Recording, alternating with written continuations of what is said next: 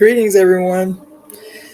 My name is Cassandra Floyd, also known as the Daughter of the Fates, and I am back again to do a live reading of Pure Lust by Mary Daly in the hopes that we can have this book finished by December 31st. Greetings, Shauna Michelle.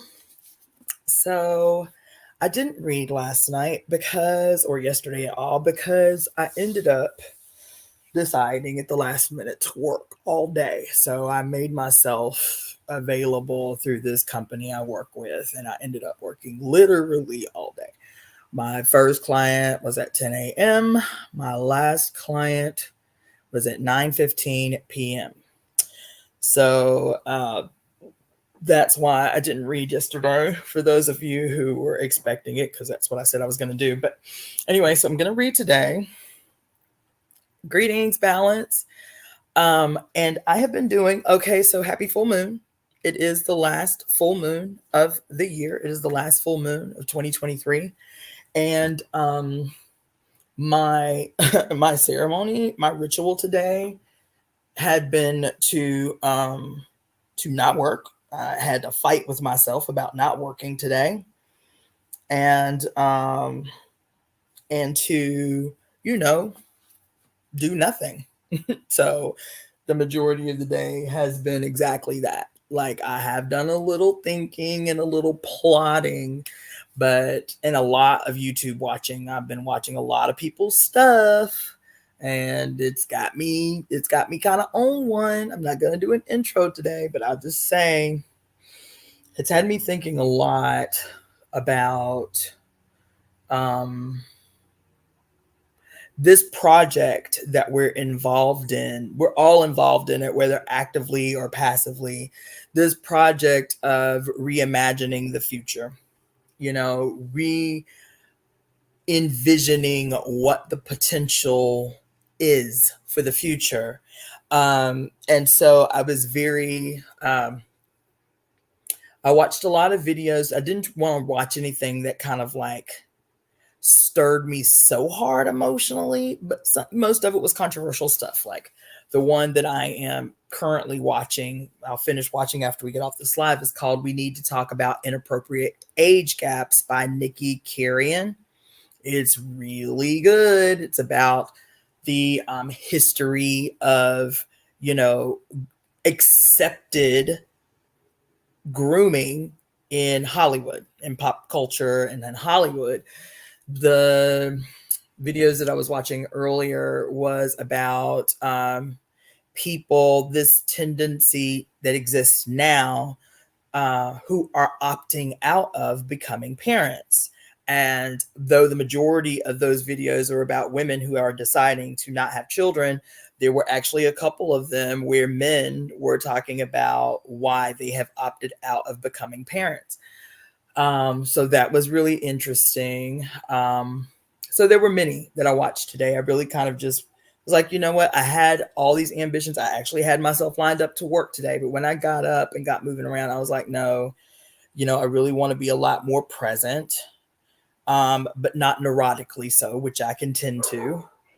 And so even my little planning and thinking and so on has been relatively mild.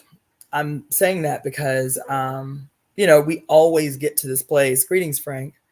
We always get to this place during this time of the year, where we are being, a lot of the time, urgently reflective, and urgently planning, because we get to this point where we're at the end of another year, and what did I really accomplish? That's our default, because the next thing that we do when we start kind of internalizing, oh my God, the year's almost over. What did I actually get done? What did I actually accomplish? The next step is planning through our, what do we call them? New Year's resolution, what we're going to do different, what we're going to do better, how we're going to show up differently in this coming year. And I've been really, really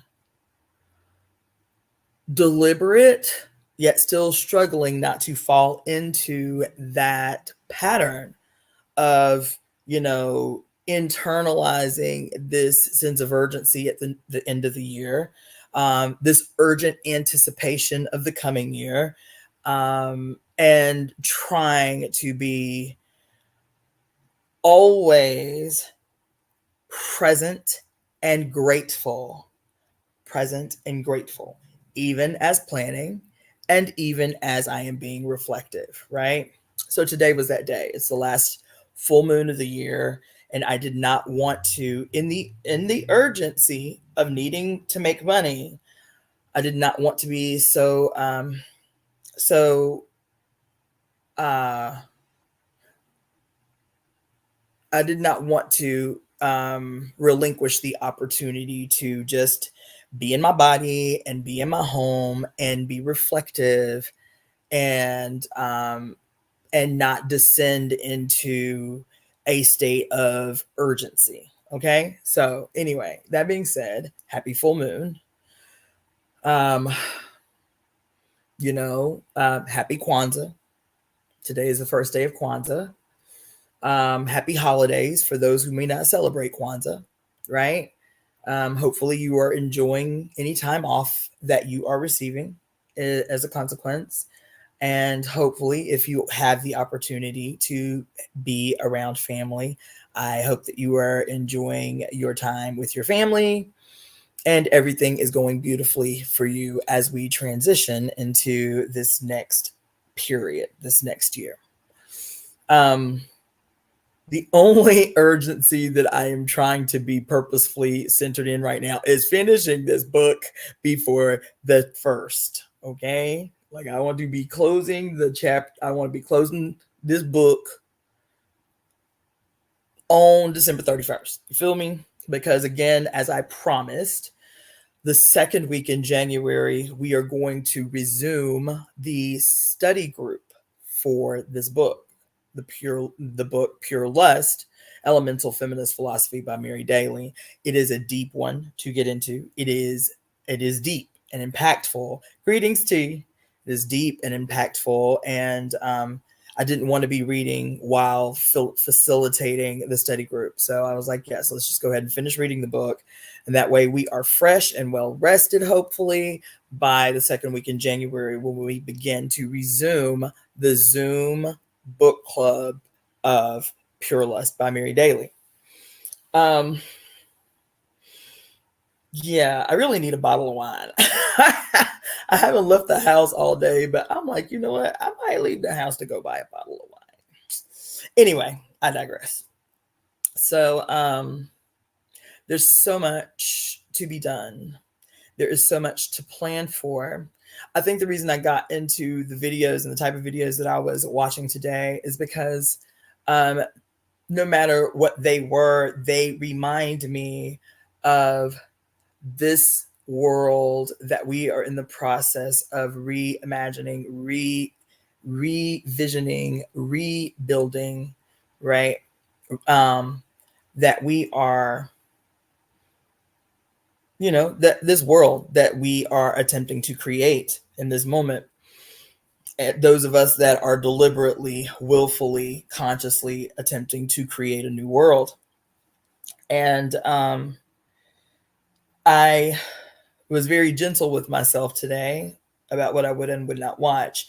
I told you guys day before yesterday, I've been getting a ton, like a whole bunch of movie review requests. I know it's been a long time since I've done a movie review, and I know that you all love them so.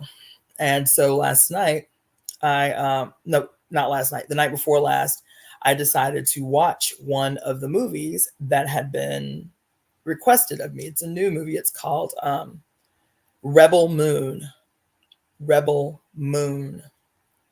And it is like a futuristic sci-fi, joint, right? That's a 2-part series. So the first part of the series is out right now. It's brand new. And then the second part will come out in April. So I watched it because it had come up in my radar as a movie to potentially review. Greetings, Abasi. It had come up in my in my radar a couple of times for me as a potential movie review to do. I was like, okay, well, Tuesday, I mean, the day before yesterday, I wasn't very busy. So I was like, you know what? Let me just go ahead and watch this show, this movie. And I tell you, I try as I've gotten older to be very selective about what I expose myself to, about what I expose my consciousness to.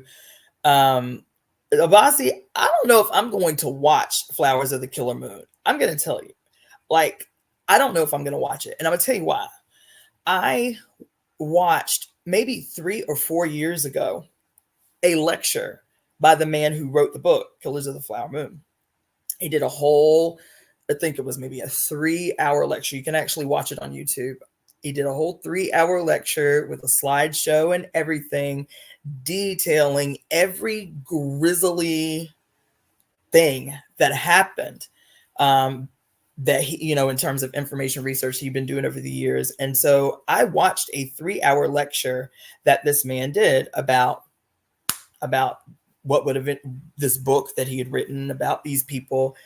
So when the movie came out, and I've even seen the previews, I was like, I don't know. I mean, I watched the 3-hour lecture, and I was greetings, Carlotta. I watched the 3-hour lecture that this guy did. One on what drove him to the topic to write the book, and everything that he found. I'll be honest. I bet that the lecture was probably a lot more honest than the movie had the potential to be, because I know how Hollywood do. You feel me? But I don't know if I'm gonna watch it. I have to debate about it, child. That's some shit deep enough that I was triggered watching the damn lecture. That's something I might have to even do a reading on. I mean, and it's the same thing.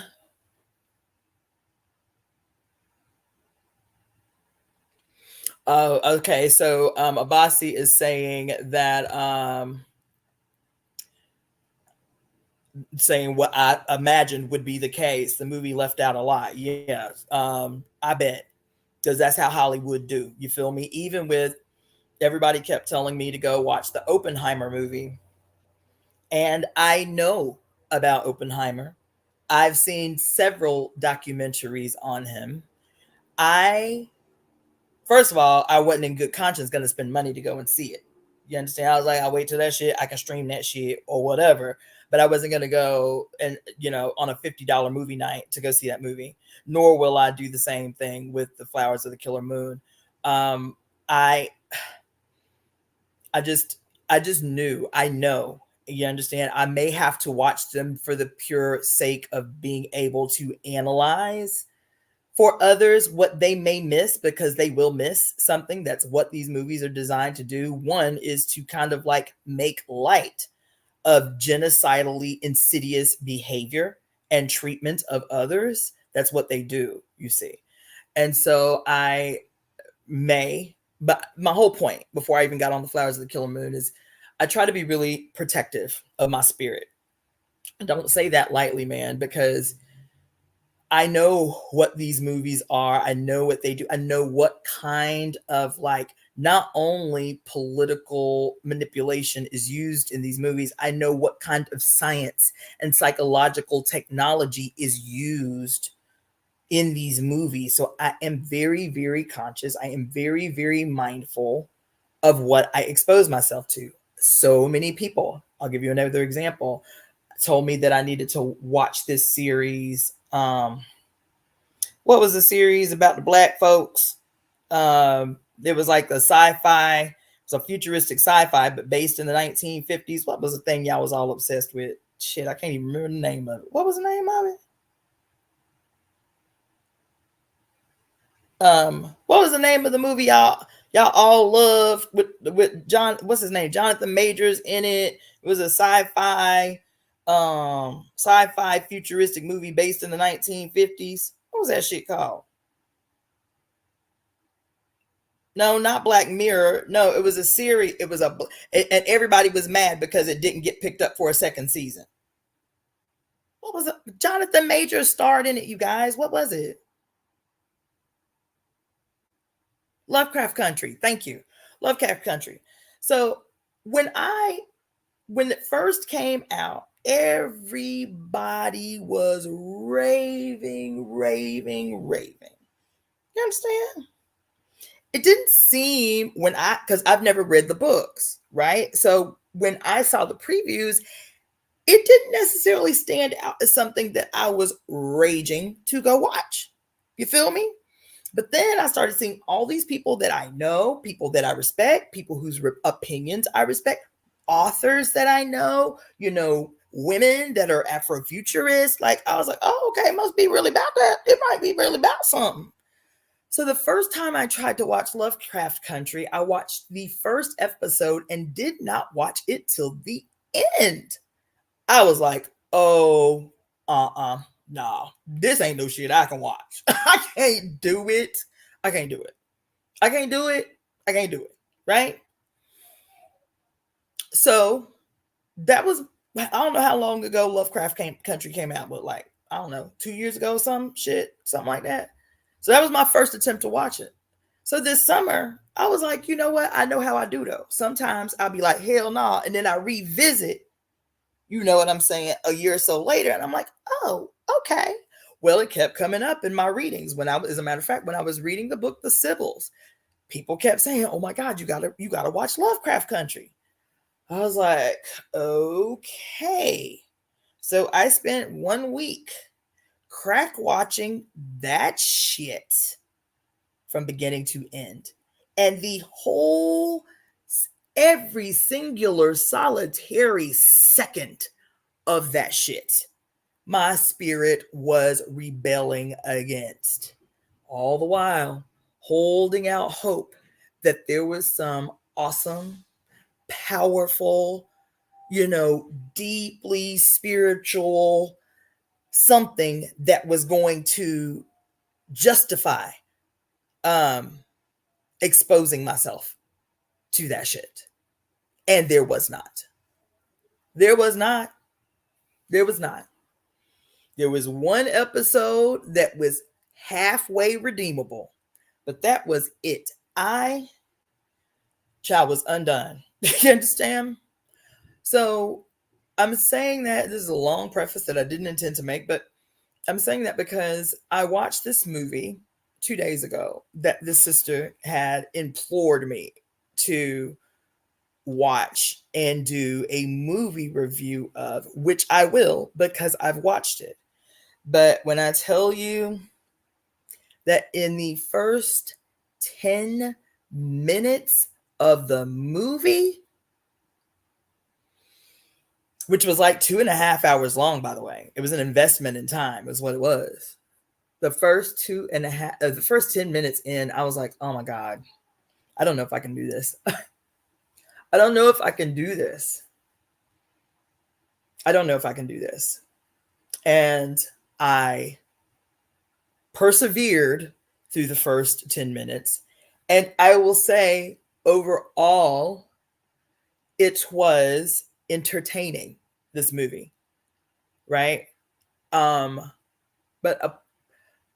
as a part of what I'm talking about, this need for us to be collectively laying out what the imagining of the new world is, consciously, purposefully, collectively laying out what the future must be, right? And so I am not a conservative woman by any stretch of the imagination.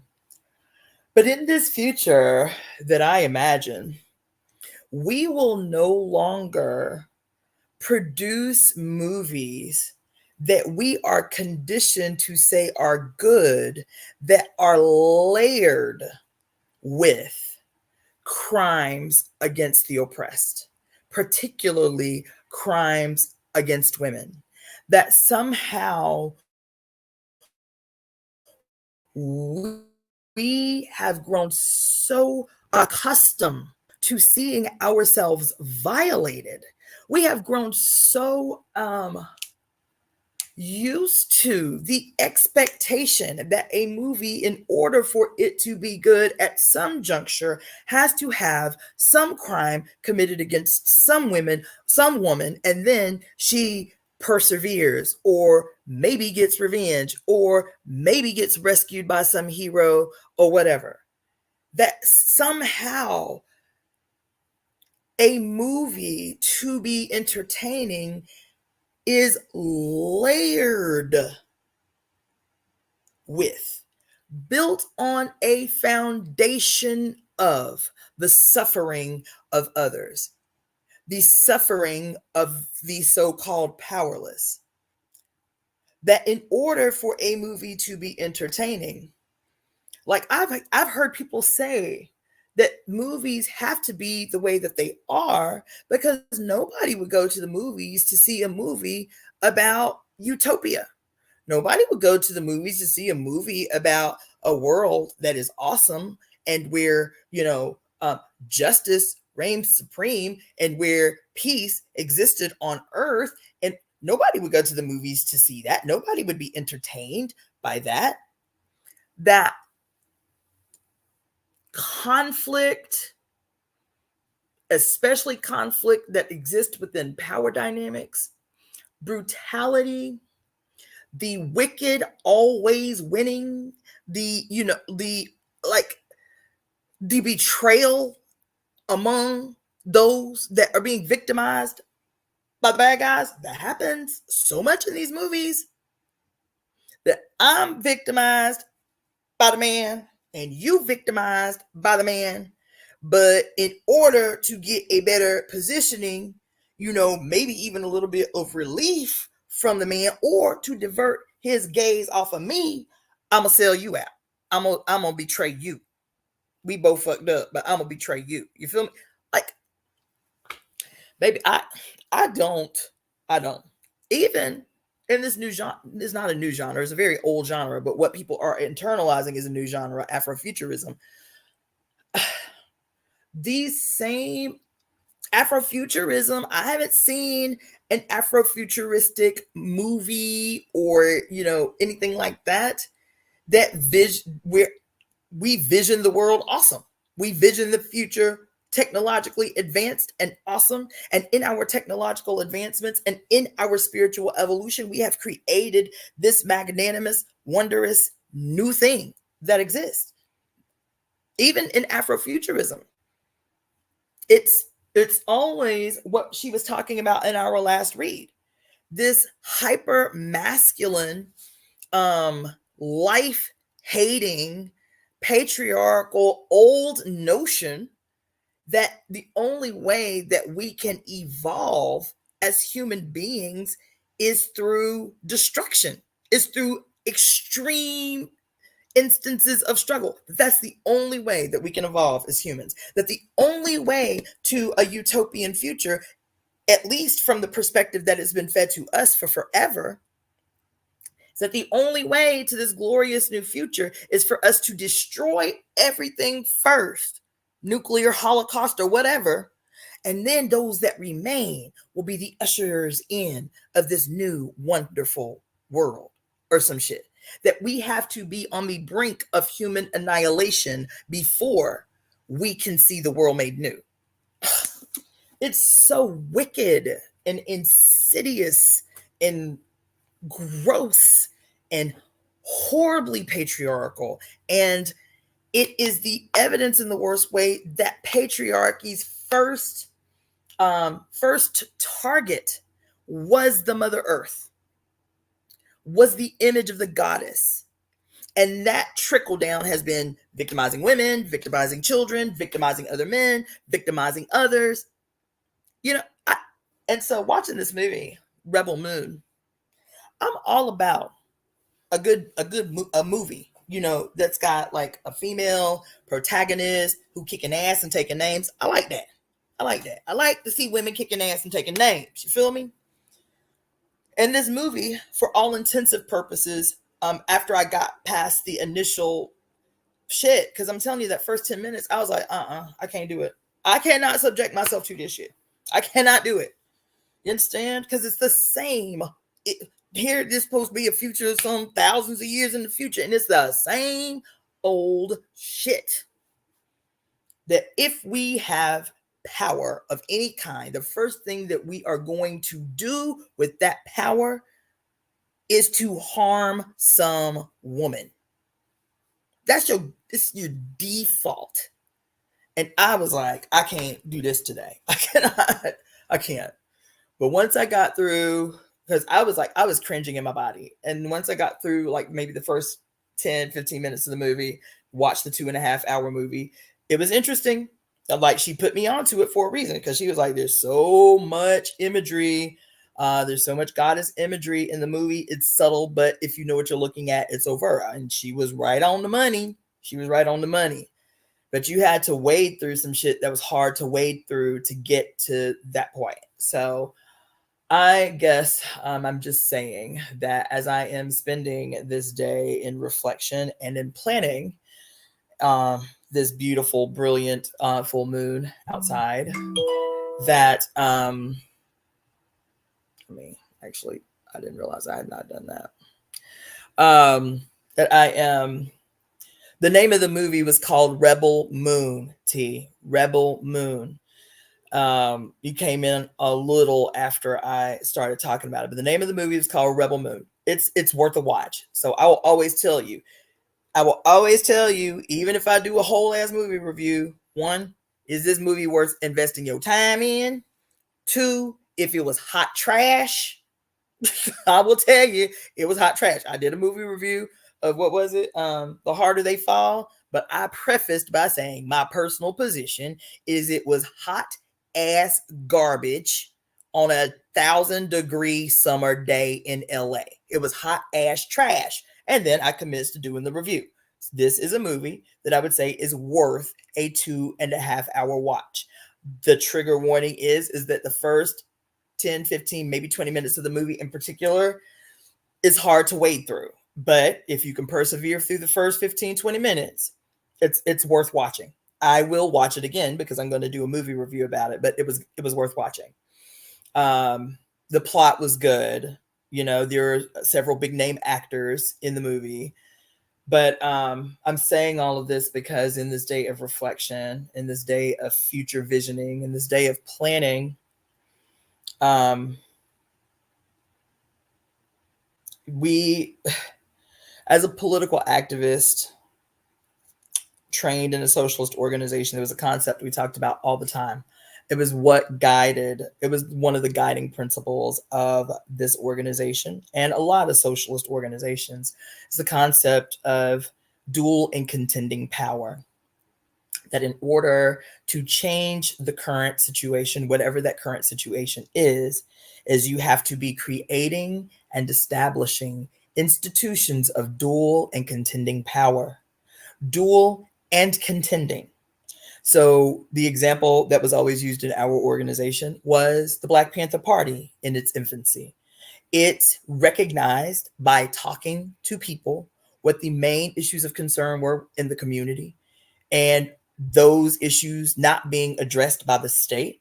The Black Panther Party said, okay, your babies are in school hungry because they don't have no breakfast and they don't have no lunch. So we're going to create a process where babies can come to a community center and get breakfast before they go to school, and they can have a decent pair of shoes before they go to school, right? Okay, cool. The state is not addressing this particular disease that only affects African people and people of African descent, sickle cell anemia. Nobody tests for it. Nobody's doing anything about it, but it's a growing problem in the Black community. So we going to do a mobile bus that is going to test for sickle cell anemia, right? These are institutions of dual and contending power. Dual and contending power, right? When I was asked in 2016 to help develop the first annual Black Power Awards, that's what we ran the entire campaign on, because that year everybody was so upset about these award shows, about everybody taking previously categories that were previously fought for by Black people to highlight and raise up the contributions of Black people in these different industries. Every year, that was the year Jada Pinkett launched the Oscars So White hashtag, and everybody boycotted the Oscars because there were no Black nominees or something like that. Then it was the Grammy Awards, where all the previously Black categories have been taken by all white performers. Best hip hop, best new hip hop album, best new R&B singer, all that shit. Every category previously fought for and allotted to Black performers was taken by white folks. So everybody had an attitude that year about all the different ways that the industry was slighting Black people. And so we said that was what we were going to run the Black Power Awards on. Like, stop begging for white recognition, stop begging for entry into white institutions and spaces. That these institutions, the MTV Music Awards and the freaking the Grammys and the Oscars and all those things are created as institutional ways that they establish the best among them, white supremacy. You understand? So we've been spending 100 years fighting for entry into these spaces and can't figure out why we can't gain access to these spaces instead of creating spaces that speak to our peculiar experience in this country. So we said, fuck it, we're going to do the Black Power Awards. We're going to do an award show on par with these other shows and institutions. And we had 19 categories that ranged from movie writing and book writing and health and wellness professionals and best agriculturalist, you name it. Everything that was important to Black people and Black people's experience in the United States, those were categories. We had distinguished elders. These weren't categories. We gave 3 awards to distinguished elders. That was Professor Leonard Jeffries. That was Dr. Baina Bella. And I can't remember who the last one was. And then we also did like a tribute to Dr. Sabi, right? And then we had the categories, and the categories were broad. They were wonderful. Best, best internet influencer, social media influencer, best documentarian. It was great. But the whole time we were pushing, the whole time we were marketing, the whole time we were building the Black Power Awards, that was what we talked about, was the importance of building dual and contending power, institutions of dual and contending power. This is the way to build the future. We keep complaining about what is wrong instead of focusing all of that attention on building institutions of dual and contending power. Right now, trending all over the place is this statement that Taraji P. Henson just made when she was being interviewed about her role in The Color Purple. She's crying and she's sobbing, and we women know what Black female exhaustion looks like. And she's like, look, I don't know how long I'm gonna be able to do this shit. I've been in this industry 20 years, to made a name for myself, and still can't get these motherfuckers to act right. Can't get them to pay me right. You feel me? Monique, the same way. You understand? Viola Davis, same way, same complaint. But my first thought when watching these interviews was, where are our institutions of dual and contending power? Tyler Perry was positioned to be a possible institution of dual and contending power, but instead he behaves like that which should be the competition. Tyler Perry's empire is not in contention with Hollywood. It is not a way to solve the peculiar problems of blackness in Hollywood, Blackness trying to maneuver the outright racism and sexism and otherism that exists in Hollywood, while Hollywood continues to make ridiculous bank off of us, needing us in a space while at the same time denying us access to the resources that we work for, that we earn, right? And so Tyler Perry was primed, set up to be, and he was a likable guy. He had this cult following from his time doing plays, and he was in a prime position to stage some competition. But instead of doing that, he fell right in line. He fell right in line to do the same thing Hollywood do to black people. He do to black people.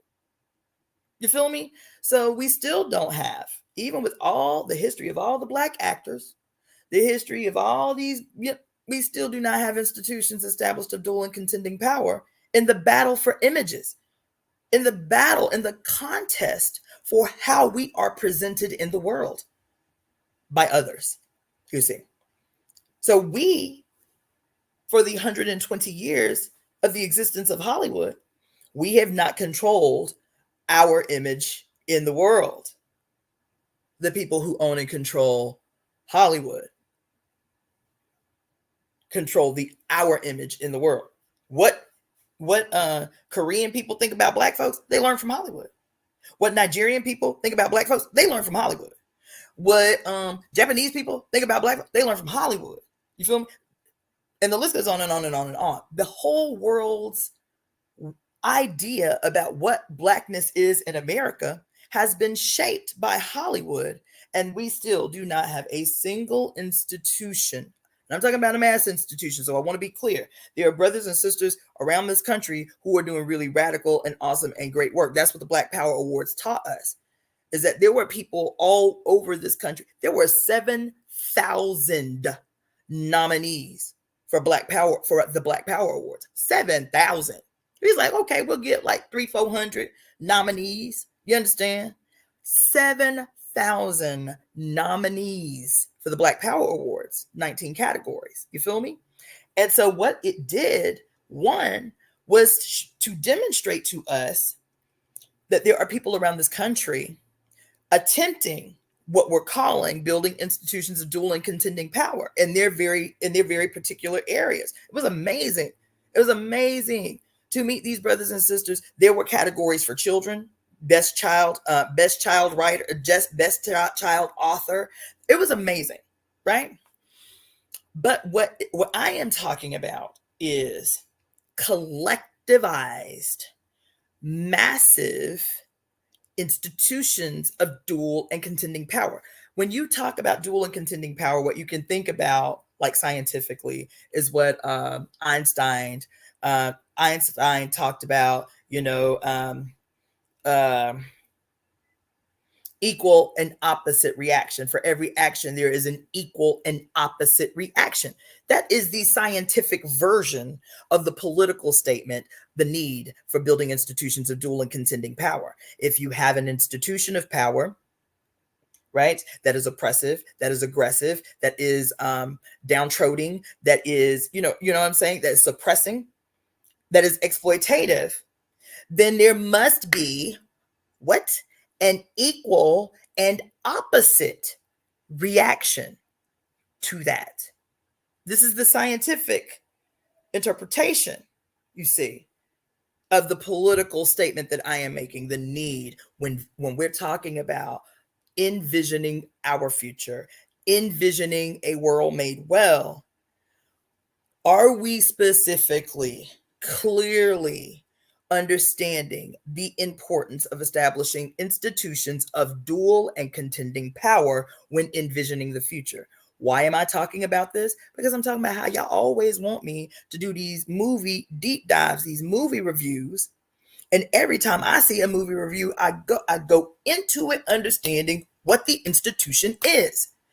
Every single movie, every single song, while patriarchy remains, while the institution of enslavement and domination and colonization remains, and it is the ruling order of the day, everything that it produces is an attempt to maintain its hegemony, its place in the world. So when I watch movies, I'm clear about what I'm watching. I am watching the propaganda of the enemy all the time, airtime. And even if it's produced by somebody Black or Native or Mexica or whatever, because the state remains and because the state has this influence over Hollywood and over what we produce, even if it's Black made, Black produced, Mexican made, whatever, the state is always going to slide some kind of something in there that still legitimates itself. And I can give you example after example after example after example, baby. What did I tell y'all? At the end, the state always wins. One, the state always wins. The oppressor is always victorious. Name a movie and I'll tell you how it's in there. Name a movie and I will tell you how it's always in there, right? So that's that's the main part in my estimation. That is the main concern of anybody calling themselves an activist, a spiritualist, a new world visionary, an Afrofuturist.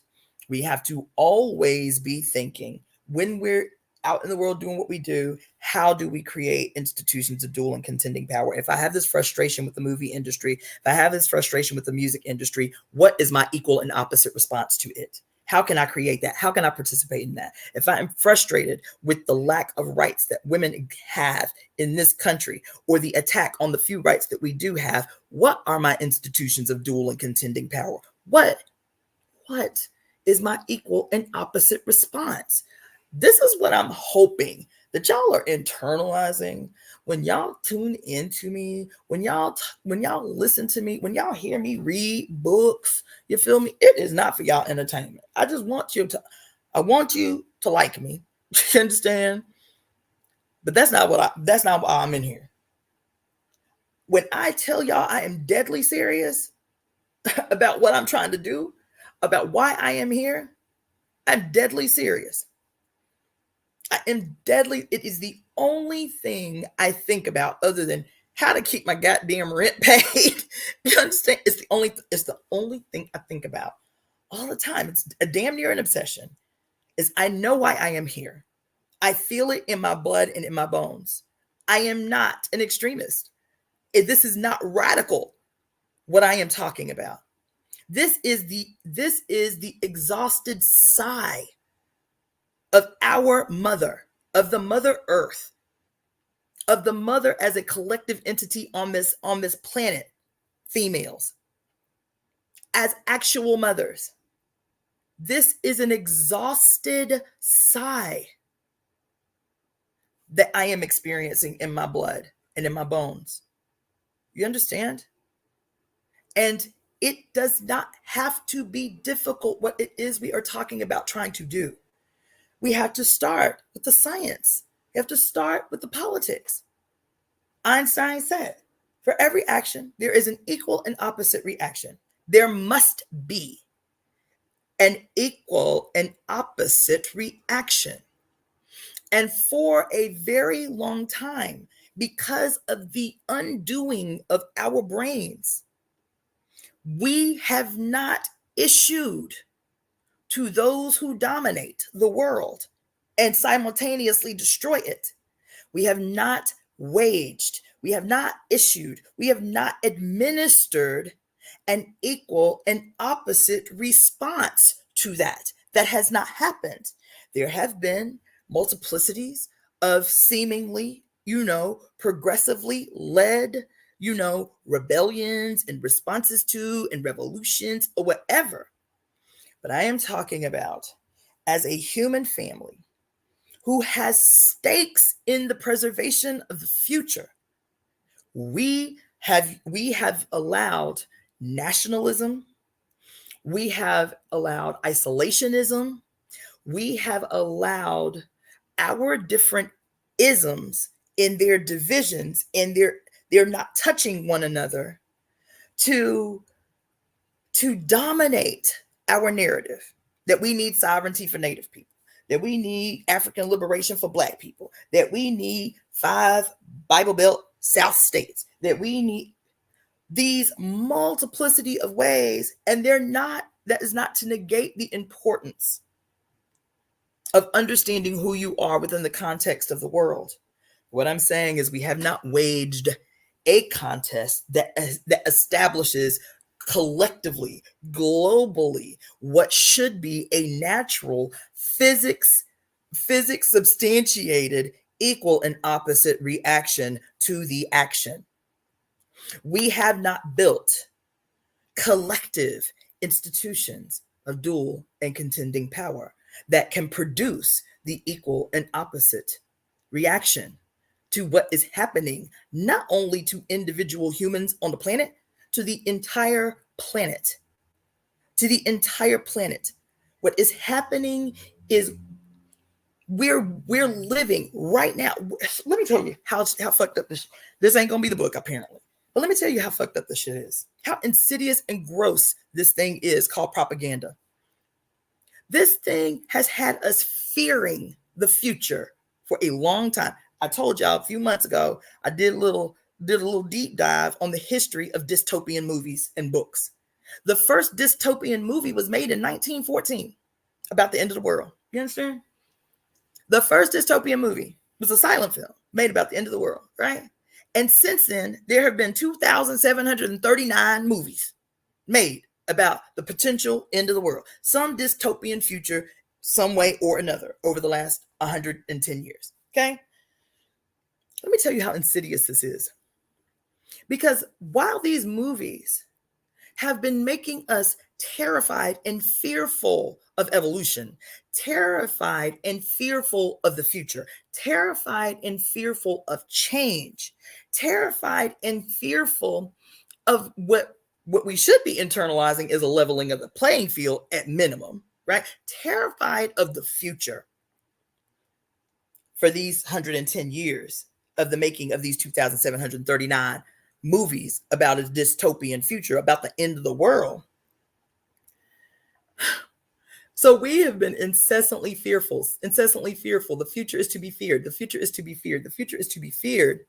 Meanwhile, we have been living in the real world dystopian future that we have been fearful of, that is coming. That's always coming.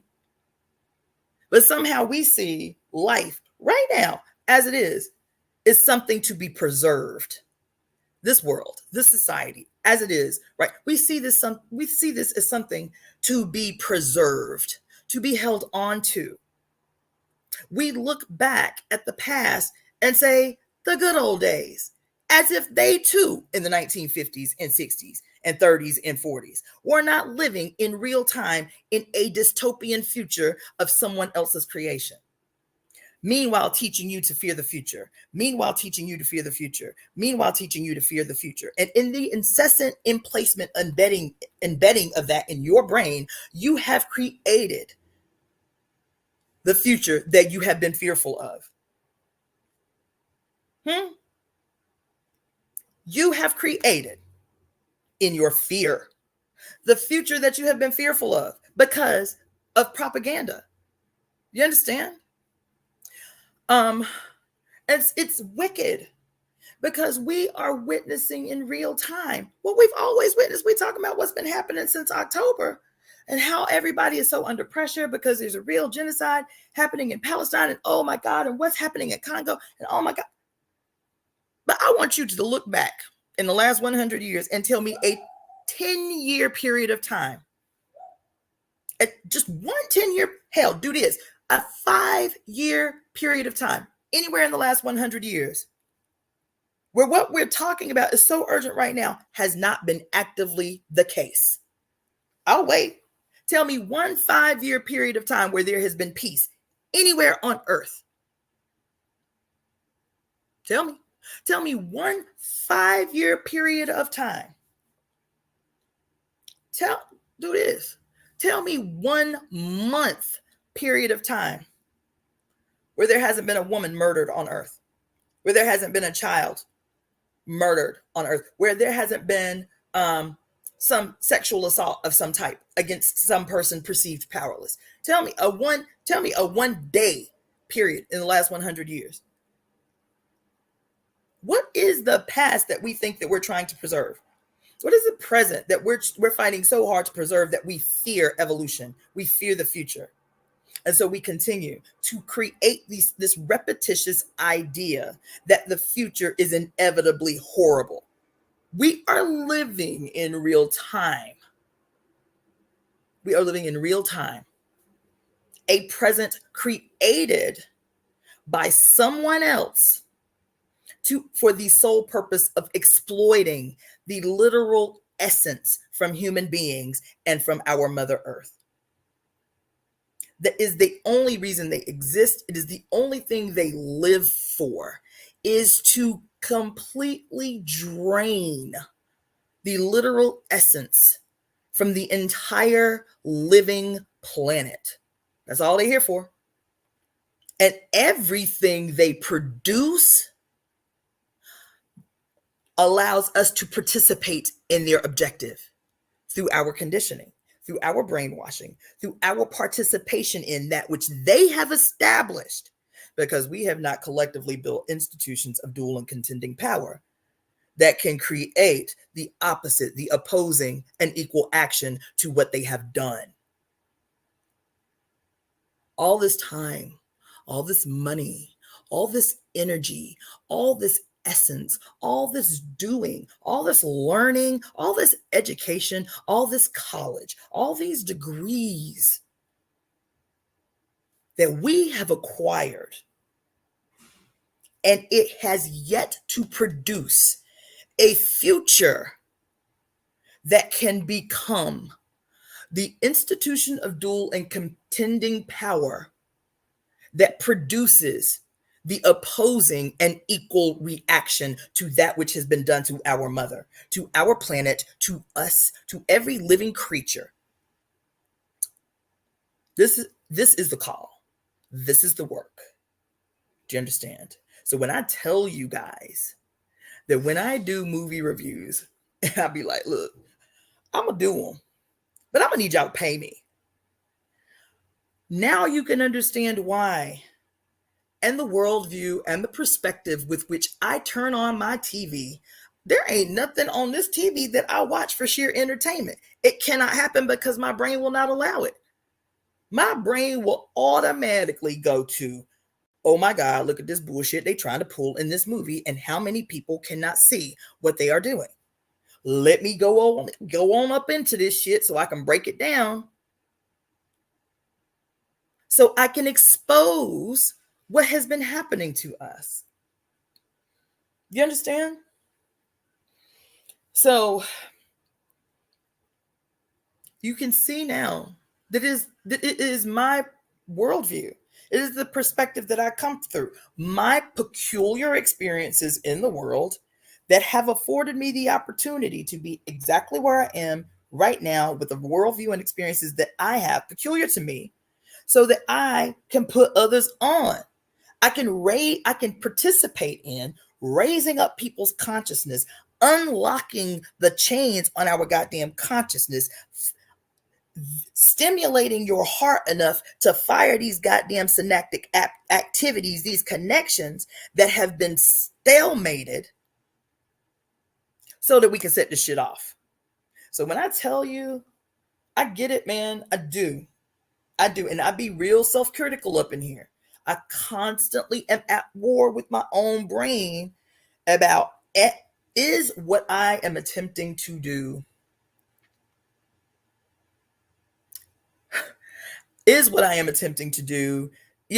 like a delusion of grandeur?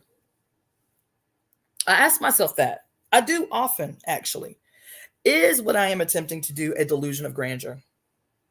Am I really the one primed in the position to put forward this vision?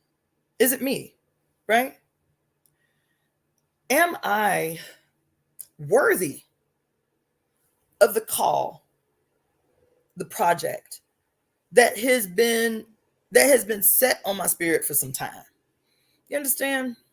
What makes me think that this is something that I can execute? What makes me think that? Right?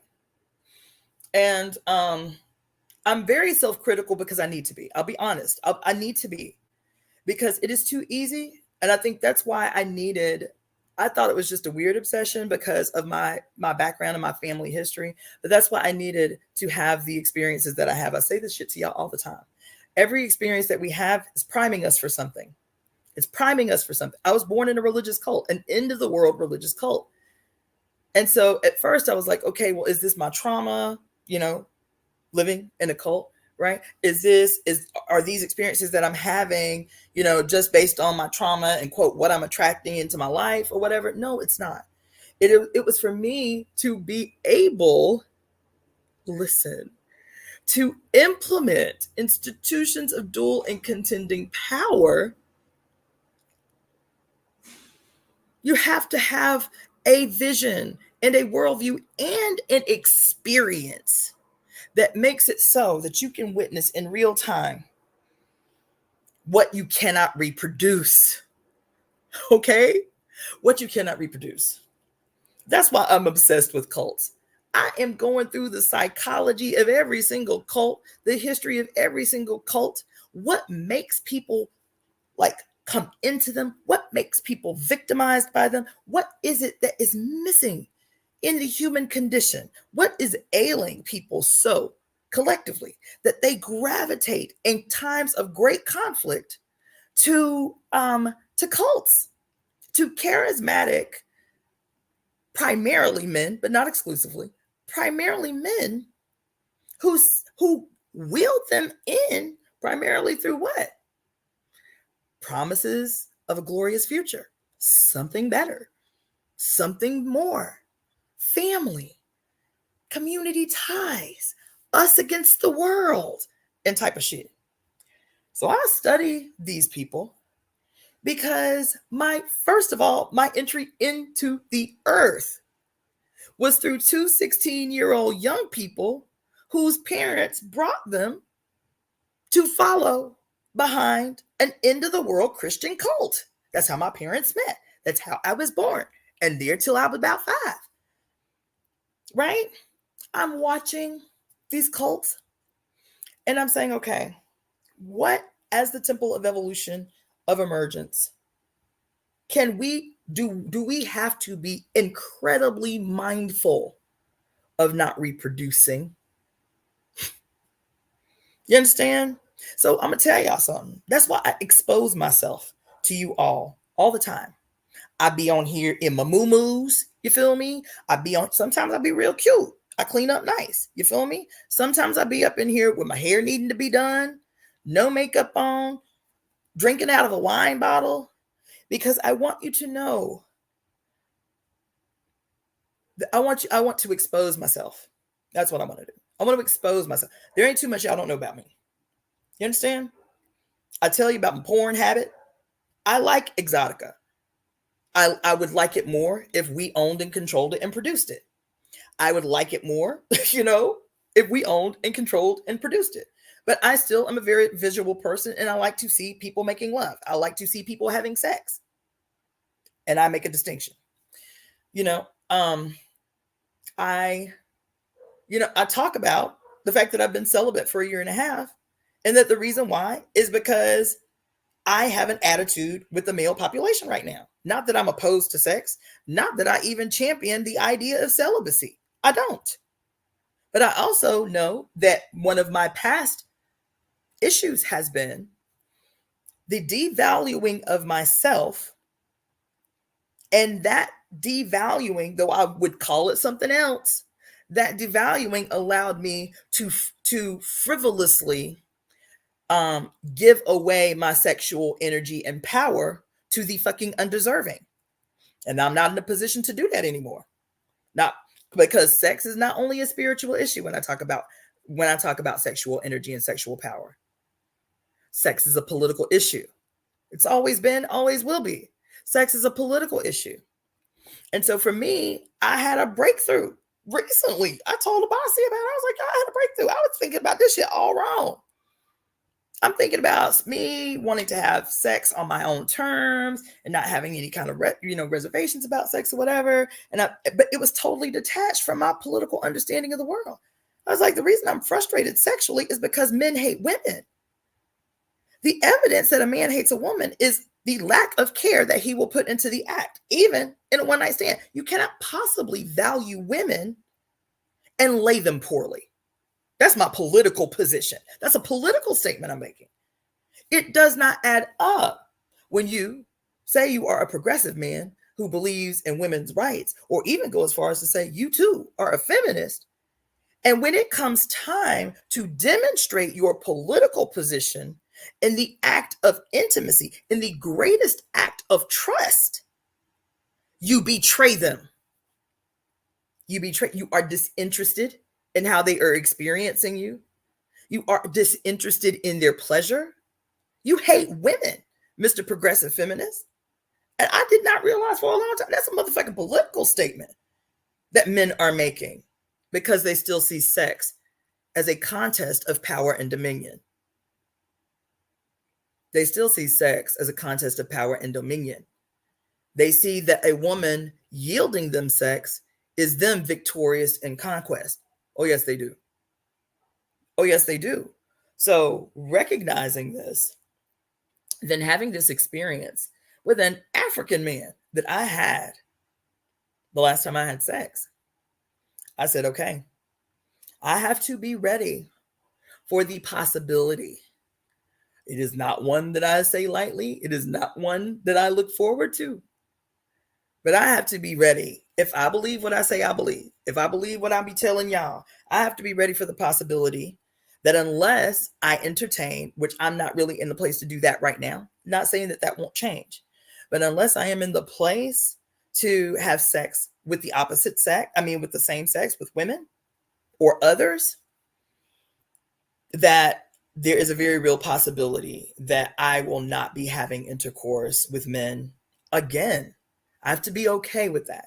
If I want to have integrity and high character about what I say about the mother, about the representatives of the mother, about what sexual power and energy means, and about sex being a political statement, especially where men are concerned.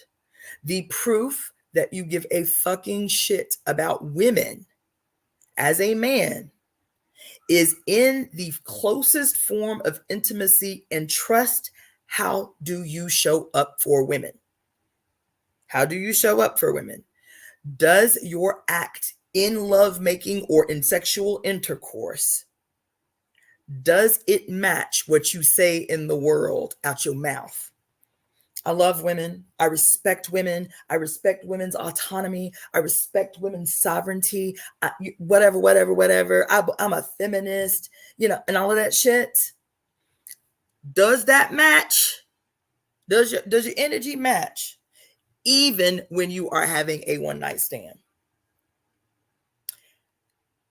Even if you're having a one night stand, do you show up in action, in the act, as if you give a fuck about women? As if you really respect the autonomy and the equality and the sovereignty of women? And that was some hard shit to sit with, boo. that was hard shit for me to sit with. I was like, damn, I really do have to be reassessing. I enjoy sex so much. I do. I love my orgasm. I do. I have orgasms by myself, but I really appreciate the energetic exchange that allows for me to be fully and freely orgasmic in the presence of another. I love sex. And it took me a long time to say that, to say it confidently, to say that I am constantly amazed by my body's response to intercourse. You understand? So it was a hard thing for me to consciously say after this last sexual encounter, I cannot do it. I cannot allow men access to my body. I can't. That the pleasure that I receive is going to have to be the pleasure that I get from myself, which is not the same. It will do for the time being, but it is not the same. And but I cherish my mission more than I even cherish my orgasm. That's what's important. I cherish my calling more than I cherish my orgasm. So that is when I said, okay, yeah, this is what's got to be. My point for bringing this up, I see all of you guys' comments. I'm going to start just posting them so everybody else can see them. Damn, there are a lot of them. My bad, y'all. Facts don't care about your feelings. Home girl, highly flavored. You feel me? Y'all always keep me like boosted up and shit. You feel me? But the reason I got on that is because I tell y'all everything within reason. I tell y'all a lot. And it's because this year that is coming, I keep saying it. I will continue to say it. If you do not understand the urgency, go back and watch the videos that I've done on America's First Pluto Returns. I'm saying it because I just want you to know that this is the call. It's my calling. It's our calling. You understand? It is a work that we must do together. It is a movement that we must create together. It is, in military terms, it is the advance that we must make. It is the advance that we must make. It is the strategic, confident, well-organized, intelligent advance that we must make to stage the future. Do you understand? And so when I do anything, and there is a lot that I am planning for this calendar of the new year, there is a lot that I am planning for this year coming. Whenever you see me promoting, producing any event, any workshop, no matter how seemingly unrelated, know that my starting point always is, how does this directly impact the future that I want to be a part of creating? This workshop on 5 elements theory, what role is it playing? What direct line to the future is it playing? This dance party I might be throwing, the starting point is the role that this moment will play in the creation of the future I know that we can create. I know that we are building. Everything that I promote, I want you to hear me. I want you to hear me. I am so serious because I am so confident that we can do it, that we can win this, that we can end this madness. I am certain of it. I'm certain of it. Remember when I was telling you that the reason I say that we don't pray, we conspire, right? That's our line. Don't nobody bite my shit. That's our line. We don't pray, we conspire. Why did I say that? Because conspiracy means what? To breathe together, a sacred oath to ensure a certain a certain outcome, a definitive outcome. To breathe together, an oath. To breathe together to ensure a certain response, a certain outcome. That's why we don't pray, we conspire.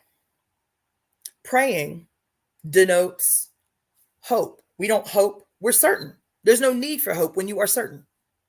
Hope, to me, denotes a certain kind of uncertainty. Well, we hope it works out. Well, we hope for the best. I don't hope for the best. I am certain of the outcome. That's why I don't pray, I conspire. I don't pray, I conspire. You understand?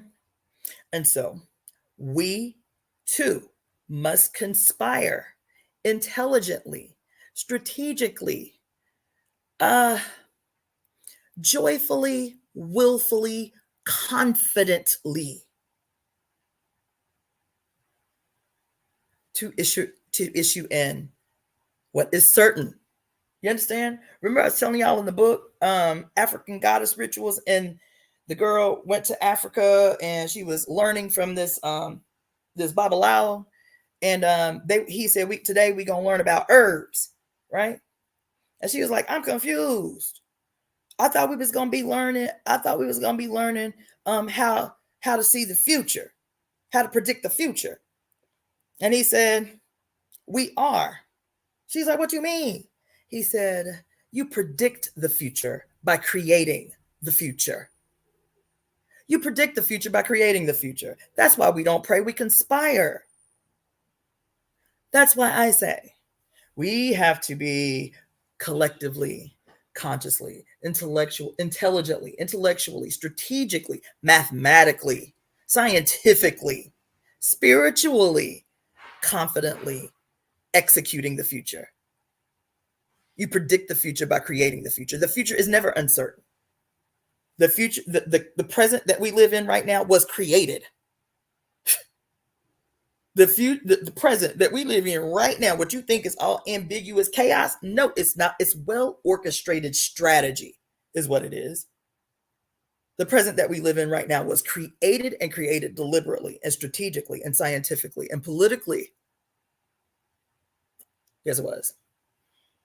And we have the ability to do exactly the same. We have everything that we need to do exactly the same. That's why I mentioned the education, the experiences, the college degrees, the engineers and scientists of the oppressed world, melanated people, the tools, the instruments, the know-how, the learning, the information provided by this endless information, right? We have everything that we need to do exactly what it is I'm saying we need to do. In all things, in every instance, if we witness something that upsets us, if we witness some policy, if we witness some aggression, if we witness some anything, our default thinking from now until forever should be, what is the direct, dual, and contending institution that can address this, that can produce an opposing and equal response to this thing that has upset me? Do you understand what I'm saying? I hope I'm being clear. Let me read some of y'all comments.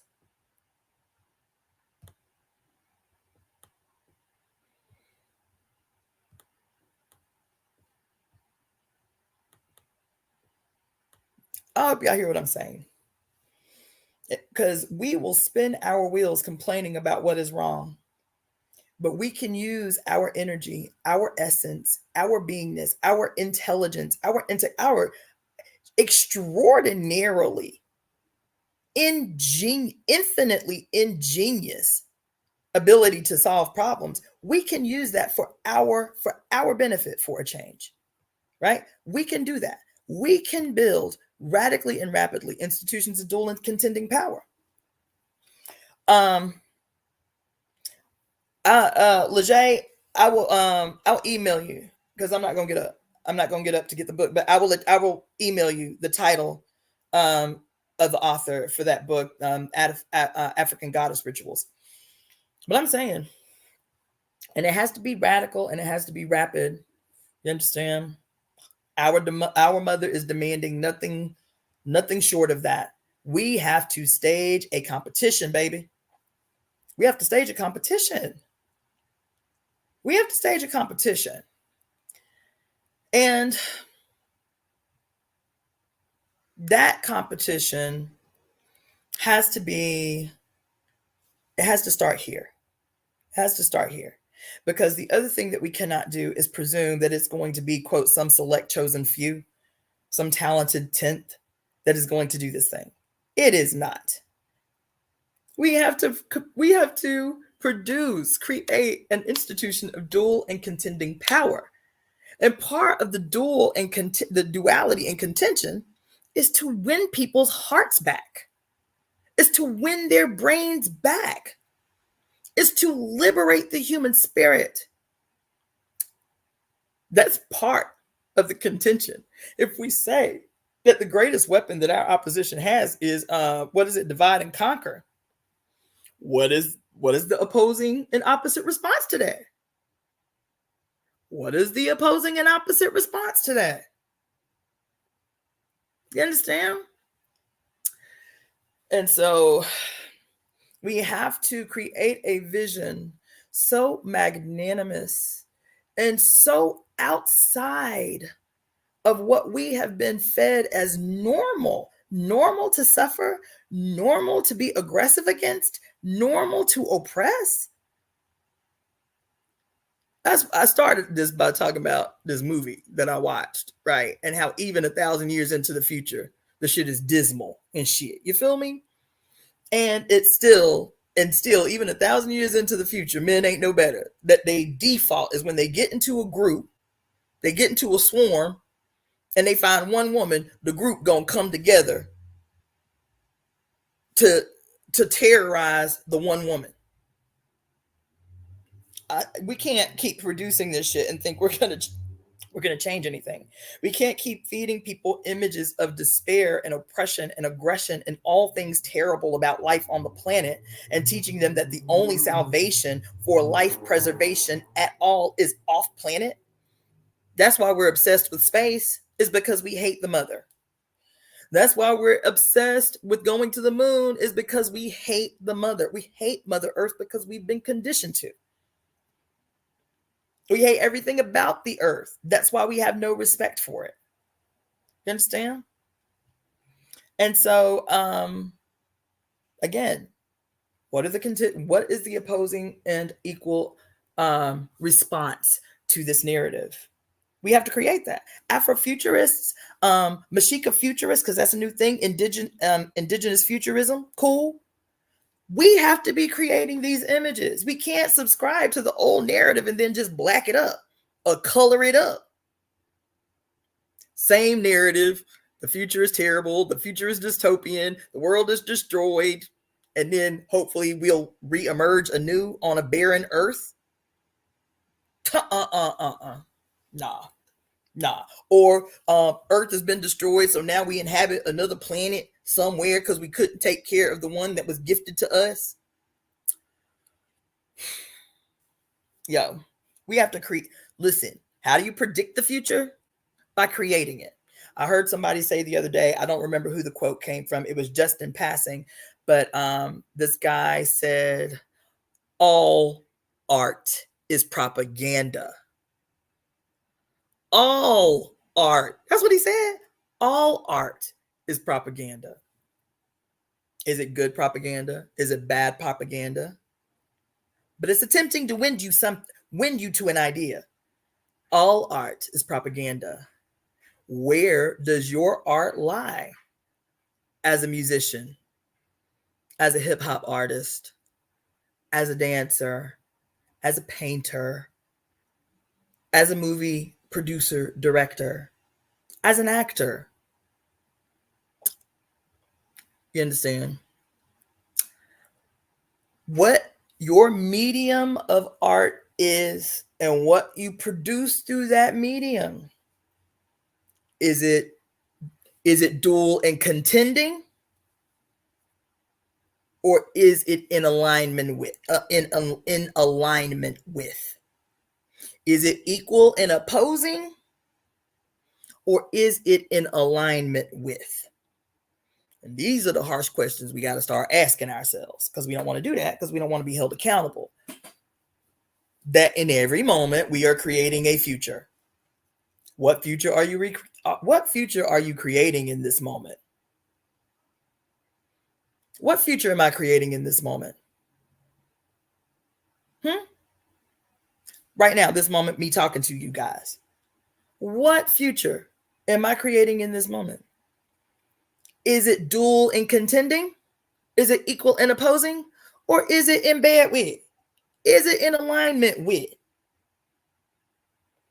This can be the standard for how we even choose our relationships and partnerships, friendships, business partnerships, and intimate relationships. Does your behavior align with a future that is beneficial to those around you or harmful to those around you? Because all you got to do to know the man is to look at the people around him, who he keeps around him, how he treats his children, his ex-partner, who, even though they couldn't be in a relationship together, still co-parent. Is he respectful of her?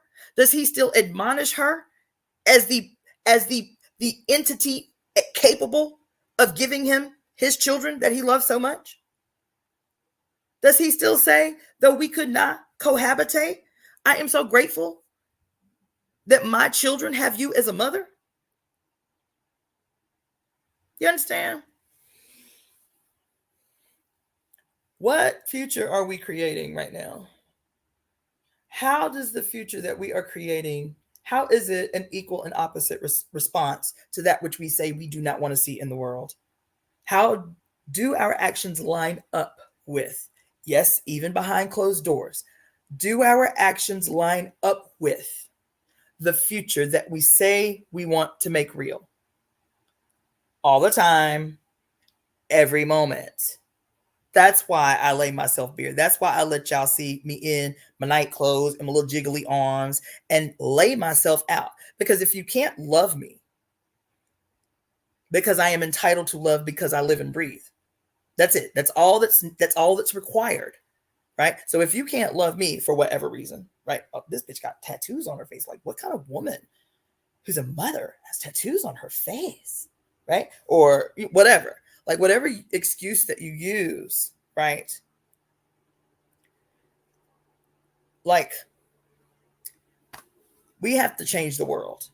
That every bias that we have, every division that we have, every separation that we have, every and there's a science behind it too. I'm probably gonna get into it one of these days. If I am afforded enough security, when I'm afforded enough security to do so, I'm gonna do a lot more scientific deep dives with you guys. But this whole concept of I won't even talk about it. I'll leave it. But I'll say oxytocin. That way, when I go back and watch this, I can make a mental note of why I mentioned it. Oxytocin. So anyway, all I'm saying is that the scientist in me, the researcher in me, the political activist in me, the grandmother in me, the mother in me, the sister in me, the daughter in me, the auntie in me, right? The friend in me. I am invested. I'm fully invested. Whatever that looks like, whatever comes to be, I am fully invested in the future. I am fully invested, even if I don't see it, but I have a sneaking suspicion that which we're talking about creating, I will be alive to see. I will be alive to experience. I have a sneaking suspicion, right? So anyway, what I'm going to do, since it's still early, is I want to go back and read some of these comments because I really love it when y'all participate. And I was on a roll, you understand? And so y'all know I'd be getting distracted and forgetting where I was at. You feel me? But now I'm going to spend a few minutes going back into these comments and just reading some of these and sharing these because I also am live streaming on IG. So y'all don't have no idea what I'm talking about when I'm talking about these, when I'm responding, but not reading the comments. So it's the last one I read was the thing about, as a matter of fact, it's one that I have posted just when I thought male insidiousness couldn't get worse. The movie left out a lot. And then he says, briefly, this is a Bossy, by the way. He is also a member of the founding committee for the Temple of Evolutionary Emergence. He says they briefly referenced Tulsa in the movie a few times, minimally juxtaposed. And then Shauna Massell said Black Mirror. Nah, boo, I watched one episode of Black Mirror. I was like, y'all got it. Y'all got it. I'm not going to expose myself to that madness. Not doing it. Right? So, facts don't care about your feelings. Not to mention how most of these movies and stories are told by males. I'm always thinking ahead and how Black women and girls can get ahead. How can we begin fostering and creating a more sustainable future for ourselves? I also think we should start entertaining the thought of a future outside of the patriarchy we are operating in a right now. But what if we are thinking about this incorrectly? I agree with that. And I'm going to tell you, facts don't care about your feelings. Something else that's happened this week, as I told y'all, the last week and a half has been crazy and a lot's happened. But something else that happened this week was this conversation about the instances. I'll tell you what triggered it was I got a comment from a young woman in South Korea last week, and she was talking about she is currently watching my YouTube read of Bell Hooks's book, The Female Communion, The Female Search for Love. And she was talking about how deeply impactful the book was, and it's got her on this wormhole to read other Black female authors. And she said, she mentioned briefly how this movement is happening. We've been talking about it every now and again on here. This movement happening in South Korea, where women are opting out, completely opting out of heterosexual relationships, opting out of marriage, opting out of having children. And the reason for it is because they say that they do not receive the rights, the respect that they deserve as women in Korean society. And so they're opting out. Women are forming collectives where they collectively buy property together to live in. You understand? And they're just opting out of relationships with men altogether, right? And so in this conversation that I had with the sister about this young woman's comment, she said, and the other thing that she ended by saying is, just know that we women in South Korea are watching you Black women in America. We watching y'all. Thank you for reading this book. That's what she said. We women in South Korea are watching you Black women in America. Just know that. Thank you for reading this book. Okay. I was like, wow. But I've talked to my homegirl about this comment that was made, and we started talking about instances in history where the circumstances and lives that are already burdensome of women had grown so extreme that they felt no recourse but to opt out, to deny their husbands, their boyfriends, their partners sexual contact at all. The whole society shut down by women opting out. Or because there were several instances. As a matter of fact, I think there's an article that I read once called 10 times in history. What do they call it? A sexual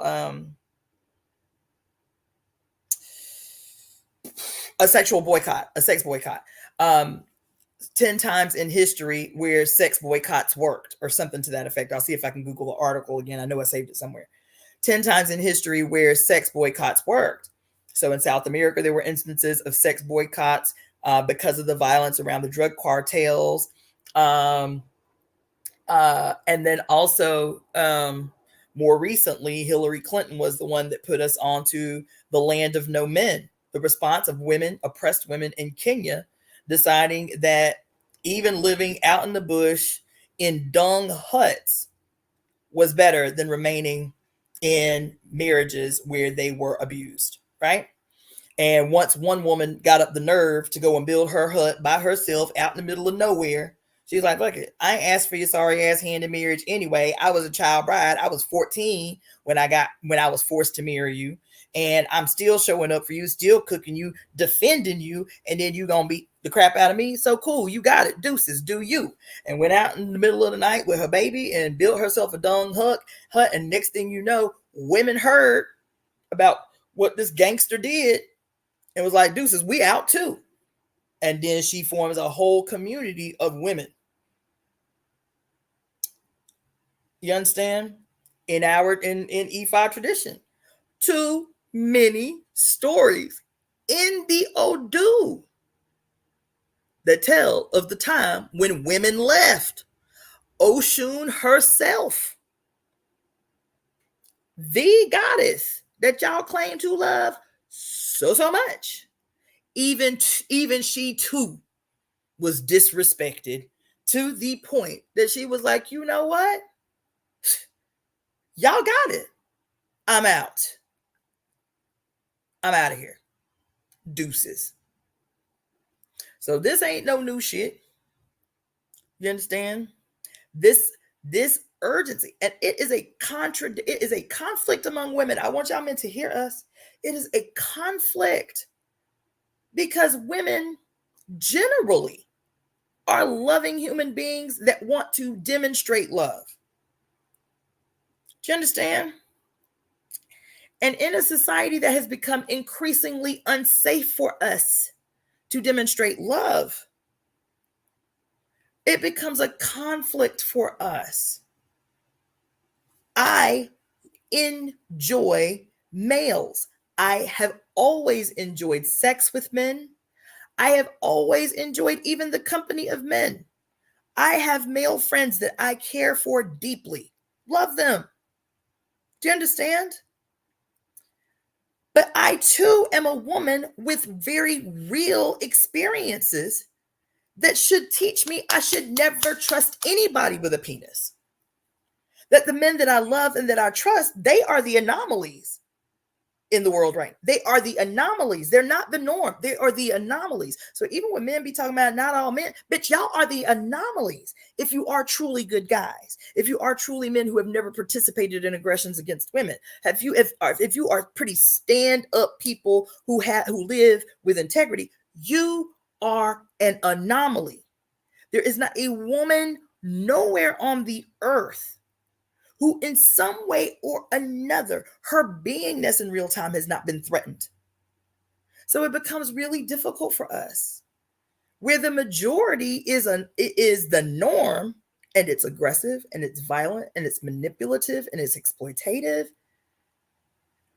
You can see why so many women are saying, even though I enjoy sex with men, even though I identify as a heterosexual female, I will not be having sex with men for the foreseeable future.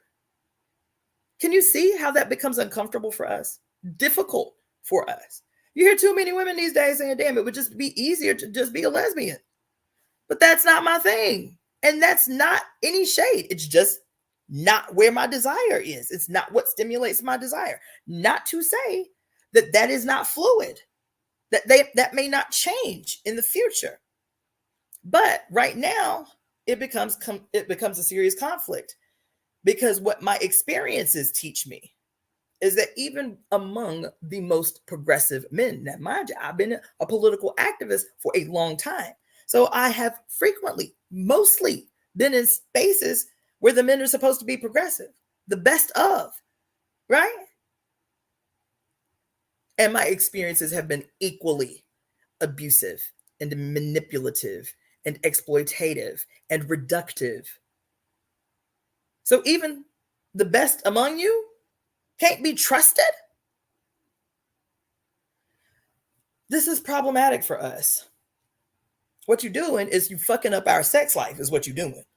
With your bullshit, with your adoption of patriarchy, with your drunkenness off patriarchy. What you're doing is you're fucking up our sex life. Those of us who want to have sex with you, you're fucking up our sex life. You understand what I'm saying? And I can't let you do it. So I say I take ownership of me. That's what sovereignty is. You understand? And so how did I get on that? Oh, I was talking about this response. Okay. Oh, yeah, I was talking directly about facts don't care about your feelings and about, centering women. The other side of that is that I recognize that one of the main weapons, if you will, that has been most successful in the implementation and the establishment of patriarchy has been, again, divide and conquer, is to pit men with little pieces of benefits of, quote, being men, right, against their counterparts, right, their national counterparts or whatever, right? And y'all fell for the okie doke. I get it, right? But I understand, too, that the kind of damage that women have received from patriarchy and from patriarchal men also harms them, radically harms men. Patriarchy hates life. Patriarchy doesn't just hate women's lives. That's the primary focus of its attacks. But patriarchy hates men too. Patriarchy hates your black male ass too. Patriarchy hates your indigenous male self. Patriarchy hates your Mashika self. So you too are equally harmed. Equally harmed. by this institution called patriarchy. But your problem is that you have continued to drink from it, to receive from it, what few little cushiony accolades you think come with being a misogynist. And it's unfortunate because it has denied you so much. But in its denial of those things that would make you well, and you're internalizing that something is missing, your rage for that is not directed towards the aggressor, towards the creator of the institution. Your aggression is turned towards its primary mark. That's what the manosphere is. All of these men outraged, ranting and raving about these modern women. You have a right to rage. You do. All of that rage in the manosphere. You have a right to rage.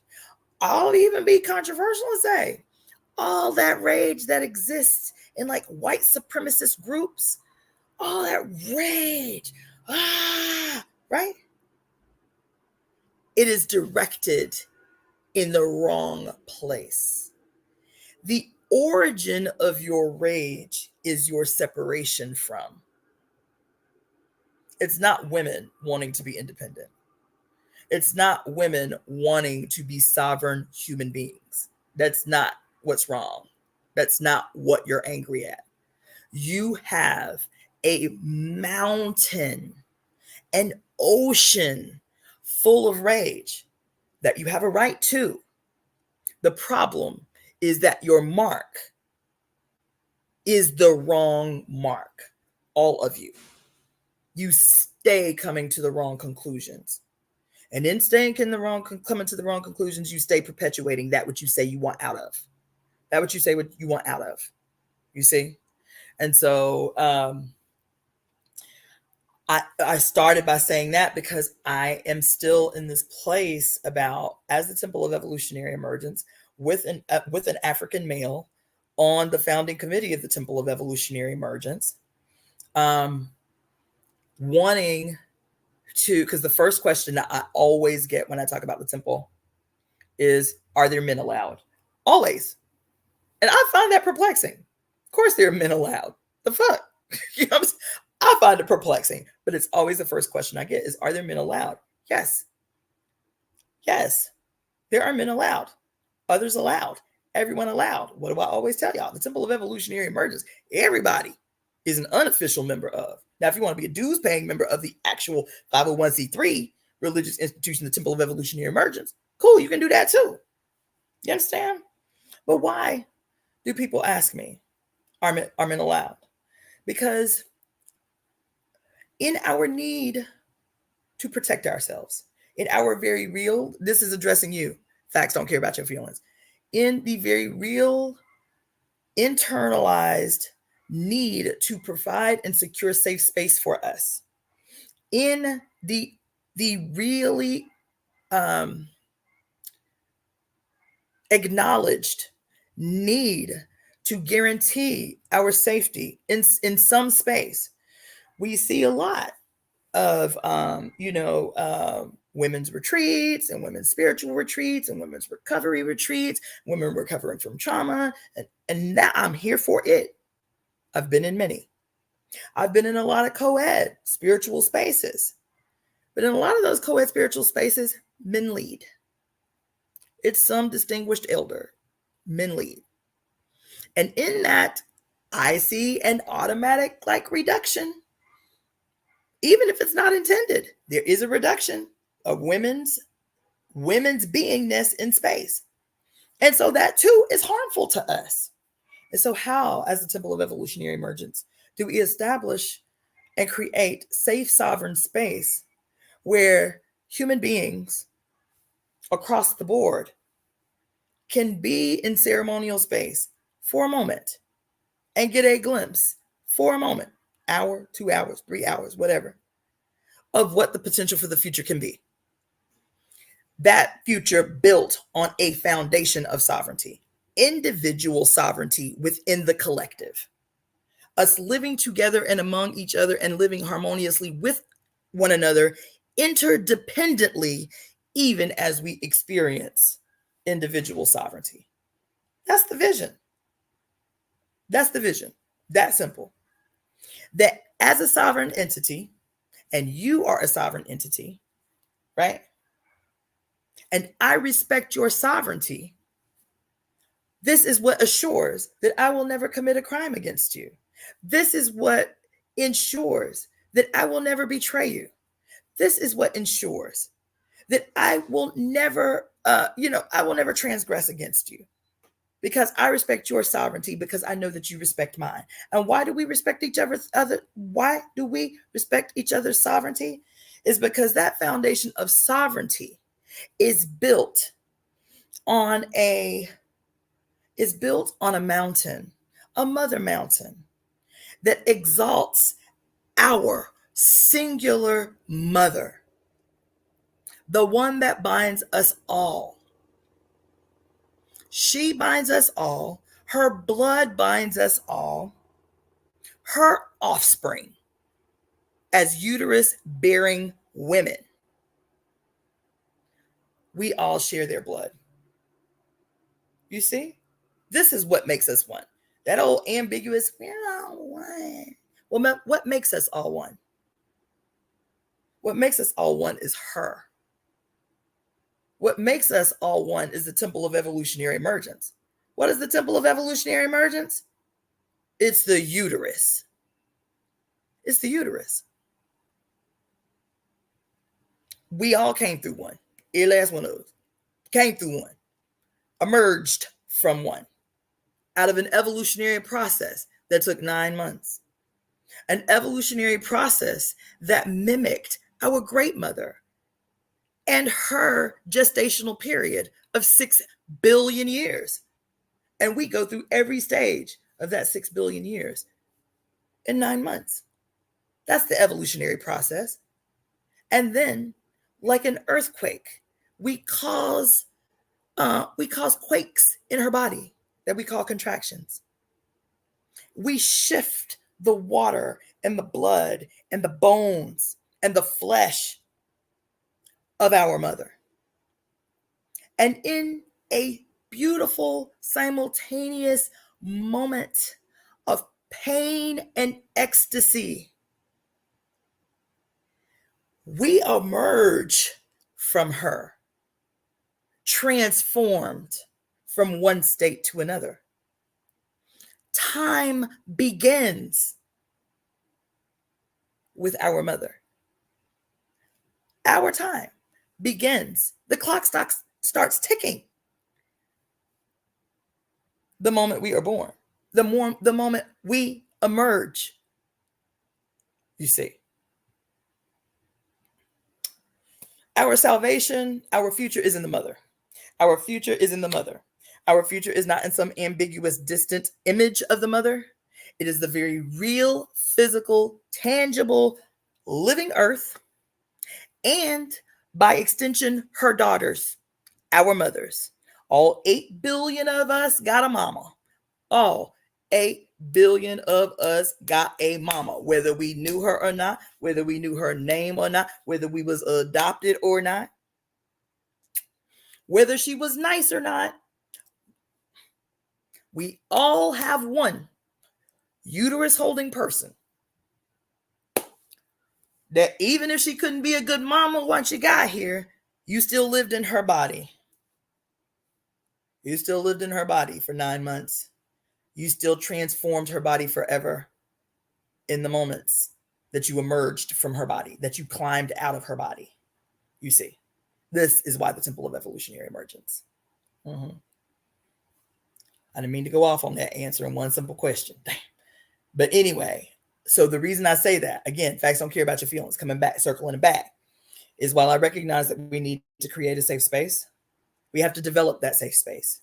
We have to develop the parameters, the boundaries, the rules, the law that ensure that every space that we create as the temple of evolutionary emergence is a all-welcoming space that ensures the sovereignty of everybody within that space. It's the oath that we take with one another that in this moment, in these 2 hours, I am going to be the living, real, present example of what the future is. Yeah. This is what I want to see executed. This is what I want to see executed. Men made well, men made whole, men made sovereign. And in honoring and respecting and loving that sovereignty, respecting and honoring, defending the sovereignty of all others, you see, to end the weird social phenomena of contest. You at war with everybody. You in a competition with everybody. You are in a constant contest with everyone around you. Everybody's suspect. Everybody's suspect. You feel me? I want to end that forever. Do you understand? Sovereignty, honored by all, will end that. I have no need to compete with you because I respect your sovereignty. I respect the you that you are right in this moment. Everything that you are right in this moment, I respect it because I love my mother. And if I love my mama, I have to love your mother because they are sisters in her. Because I love my mama, I honor your sovereignty. Because I love my mother, I honor your sovereignty. You're saying, yeah, it's not radical. And I don't even think it's difficult, truth be told. I think people are exhausted, emotionally and spiritually, literally tap the fuck out. I do. I think everybody on earth is literally exhausted in every possible way. And people are desperate for a whisper of something that gives them hope, something that says, okay, this shit ain't all a loss. You know what I'm saying? Like, is everything on the world fucked up? Is everybody on the world fucked up?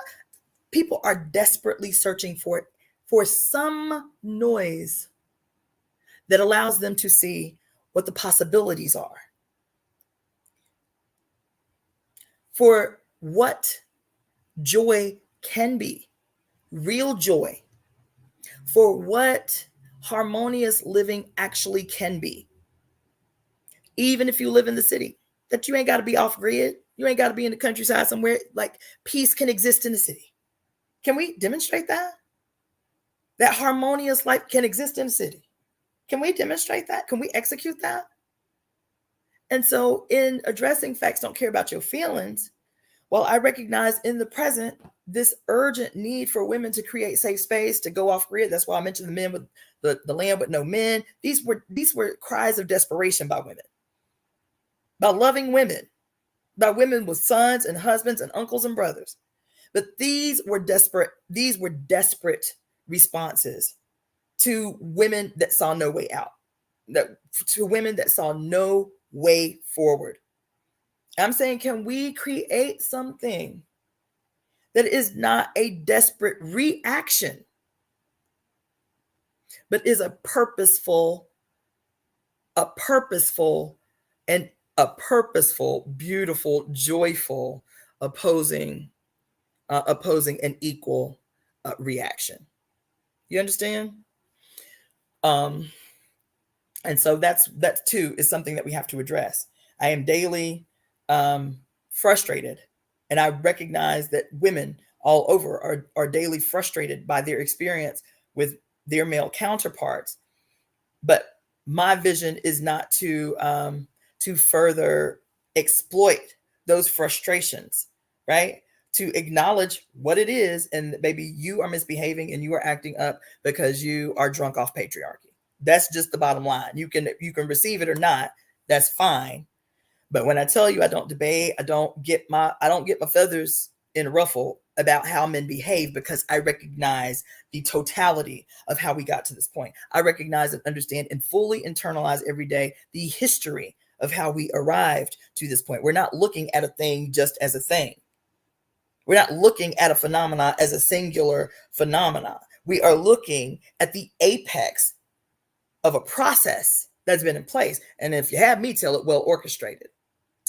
You understand? So, while I will be facilitating workshops that are specific to women, while I will be facilitating workshops that are specific to people in the LGBTQIA plus population, while I will also be facilitating workshops and retreats for men. I will be facilitating those. And I will also invite men to do that under my direction, under my leadership, on the terms that I set. Because I'm telling you, I say it all the time, the evidence that you care about the future is, in my estimation, directly tied to your ability to comply to the will of the mothers. That's the starting point. That's the starting point. That's the starting point. You have complied to a fictitious father for too long and ain't got you nowhere. You feel me? Now, comply to the will of your mother and let's see what we can make happen. As a family, as a unit, as one. All of us. Let's try that for a change. And so I think, so that's that. I could go on about that. I didn't mean to. Everybody's like, you preaching tonight. I was like, I ain't intend to, I promise. I'm probably still going to come back later and just do a straight read. Even if y'all don't tune in live, just do a straight read because I am still going to read this book by Friday and I still got a long way to go. Okay. So I might just do a separate live and retitle this one. Yes, it is an exciting time for Black women and girls. And hopefully we can continue to always place any victories of Black women and girls within the context of the emerging mother, right?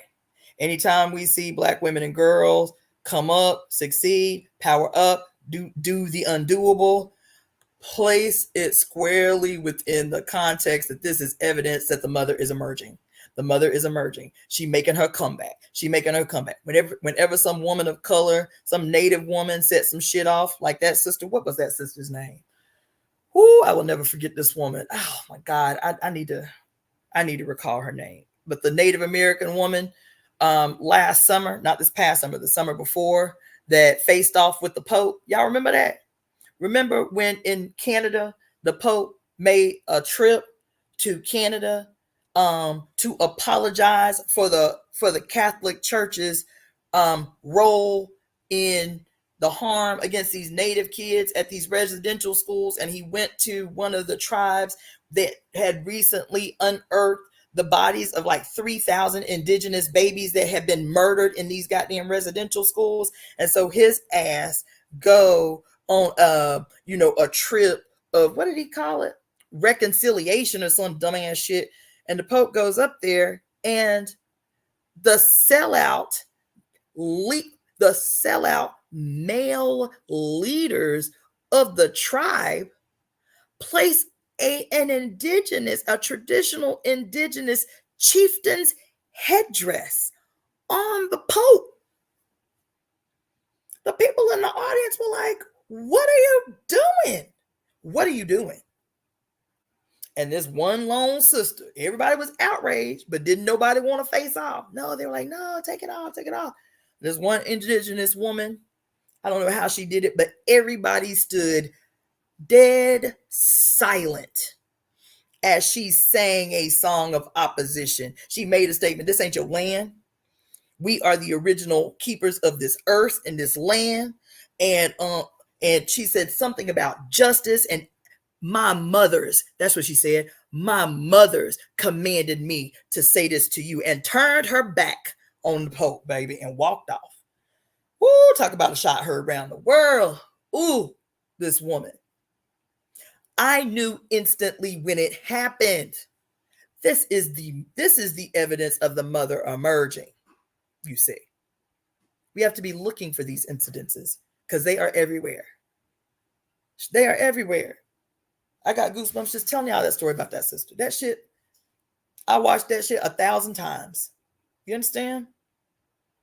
Because I heard the voices of thousands of women coming out of her mouth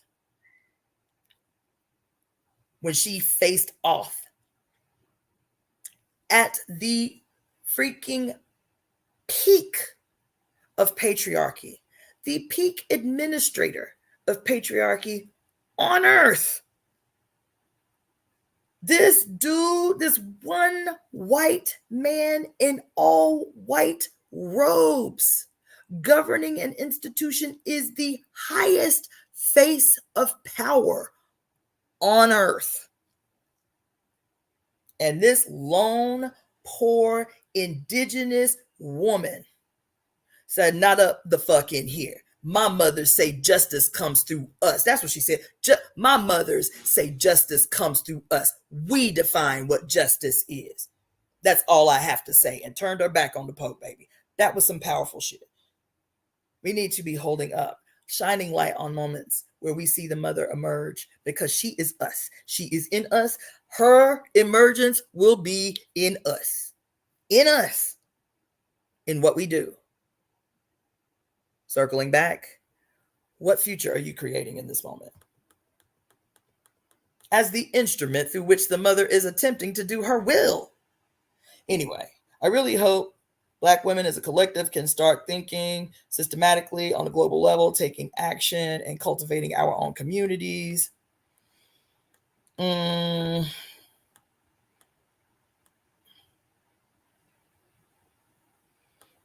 really don't think about understand breaking the ties to sex. It can be challenging. For me right now, men and sex are an unnecessary distraction. I cannot afford to divert any of my energy. I heard that. I heard that. More women are choosing to forego heterosexual relationships, sex, marriage with men. I want to see just how much I can accomplish in my life now without sex and men, and I want to see just how successful and how high I can go without them. I'm not even dating. I don't want to put myself in a position to even be distracted. Good sex when you get it be a hell of a drug, which is why I can't be there. I can't be there. Done that. I love you too. Facts don't care about your feelings. I think it's great to speak freely about your body and sex. I wish I had more positive representation like that. We can end it. We conspire together to make it happen. Yes, Carlotta.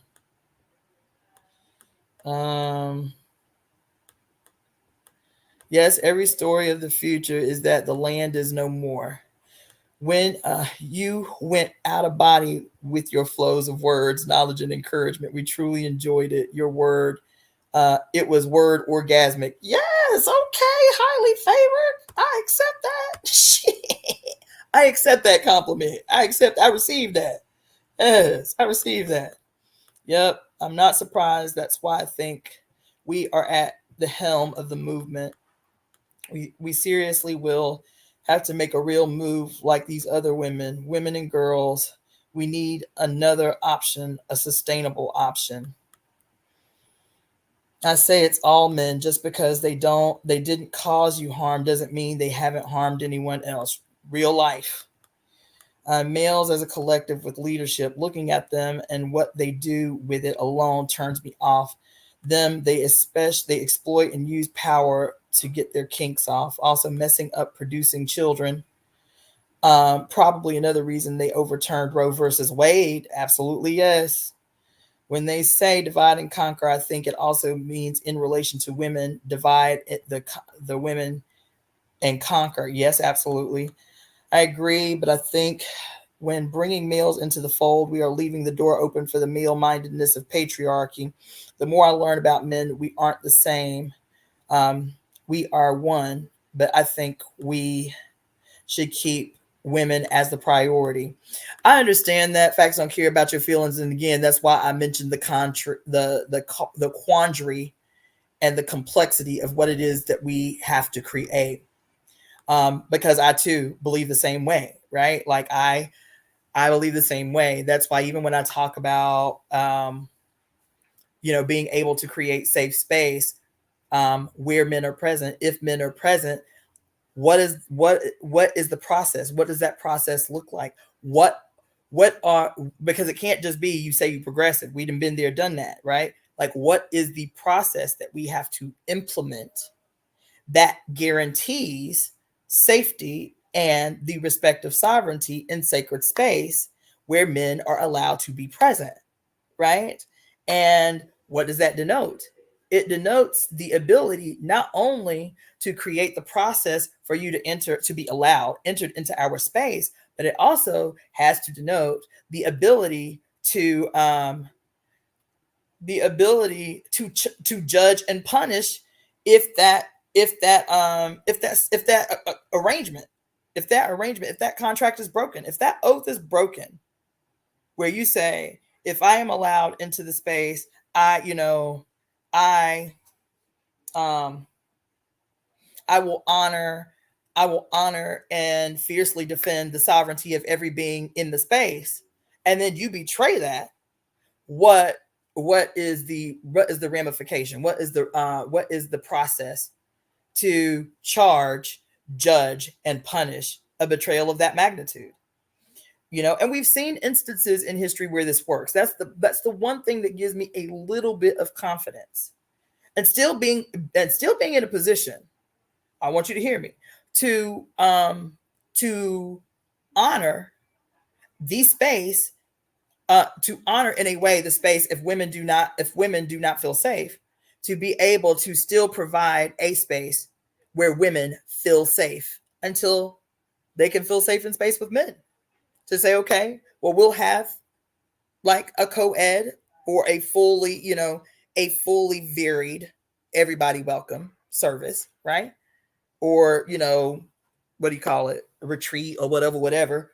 We'll have one that is for everyone.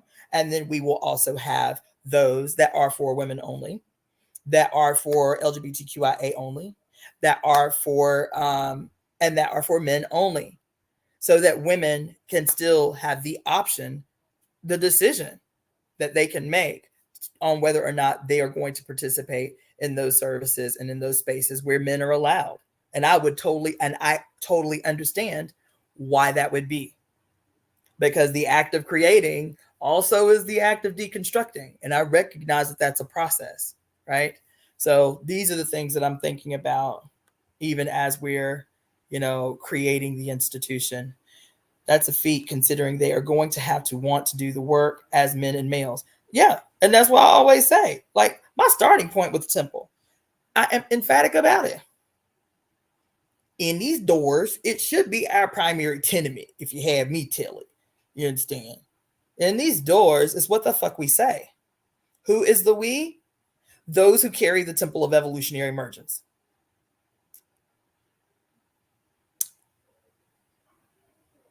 That's it. Whatever it is, the fuck we say, that is it. That's all. It's not up for debate. It's not up for discussion. It's not even up for what you call it, recommendations. Nope. If you are a man, if you are male, coming up in here, just recognize we honor, we worship, we exalt the mother. The mother's will in this period, in this manifestation, is that you be quiet and compliant. And ready to execute her will. That's all. That's all. That's it. That is all. That's all. Quiet, compliant, and ready to ecstatically, joyfully, enthusiastically execute her will. That's it. If that's not for you, no harm, no foul. There are a myriad of other places that you can be. And that's okay. I won't even take it personal. There are a myriad of places that you can be. So just recognize, like, this ain't no kumbaya shit either that we're trying to build. Yes, I want to build a future where the statement, we are one, is real, in real time, evidenced by human beings and their unbelievably beautiful respect of one another, because that respect stems from their oneness through the mother. Right? I mean that. I mean that. That is a future that I believe that we can make real. I recognize that the decolonial process, the deconstructing process, may be difficult, but I want y'all to know this is my worldview. This is the future that I'm talking about, right? And so, in that, guess what? The same enthusiasm that you show up to the military with your little uniforms and your little badges, and you've been compliant to bullshit for forever. So it shouldn't be difficult for you to just shift gears now. Be compliant to your mother. Be compliant and unquestionably enthusiastic in the execution of her will. You've done it for worse. You've been unquestionably compliant in the execution of the Father's will.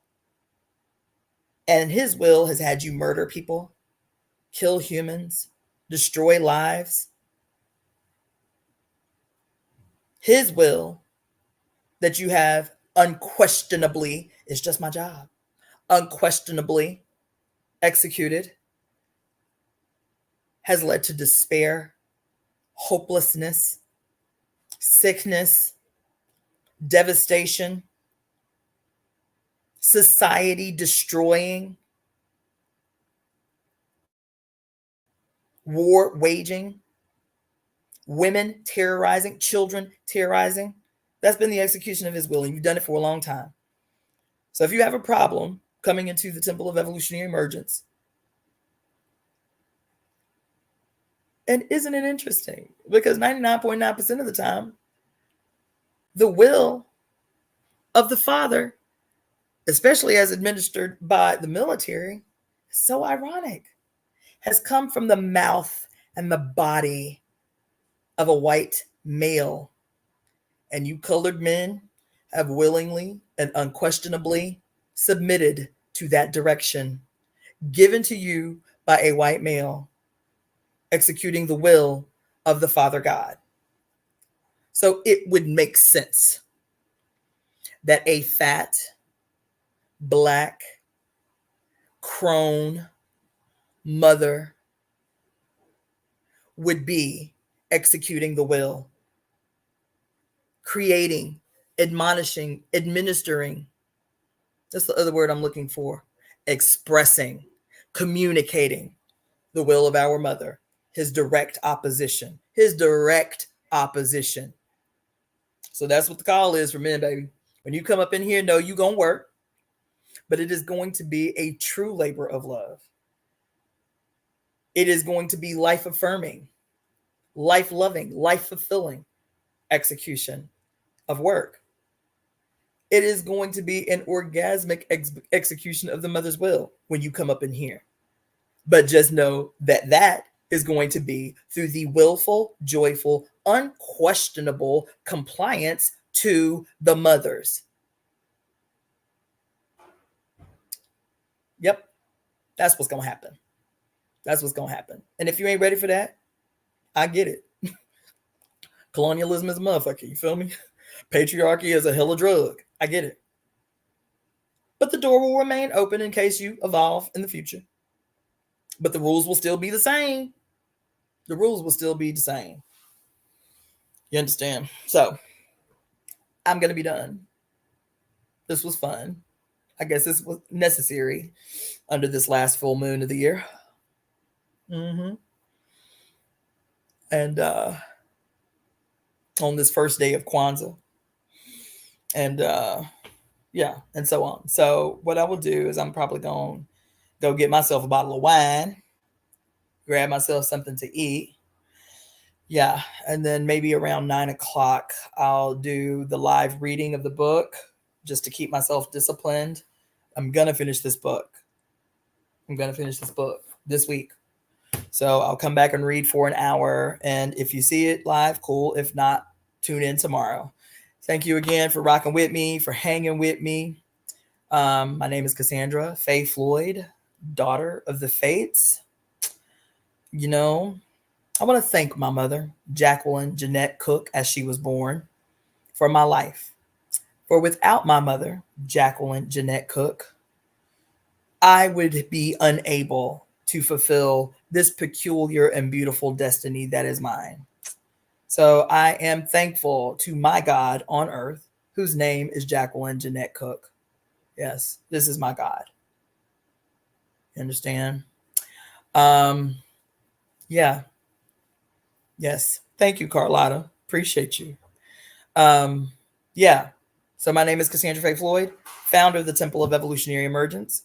I will be back at 9 o'clock with a bottle of wine, ready to read Pure Lust, Elemental Feminist Philosophy by our woman, Mary Daly. Okay, so tune back in for in an hour if you can. If it's late where you is, catch it tomorrow. I'll see you in an hour. Peace, love, prosperity, abundance, all the wonderful things that the earth has for us in store, all under the mother, all under justice.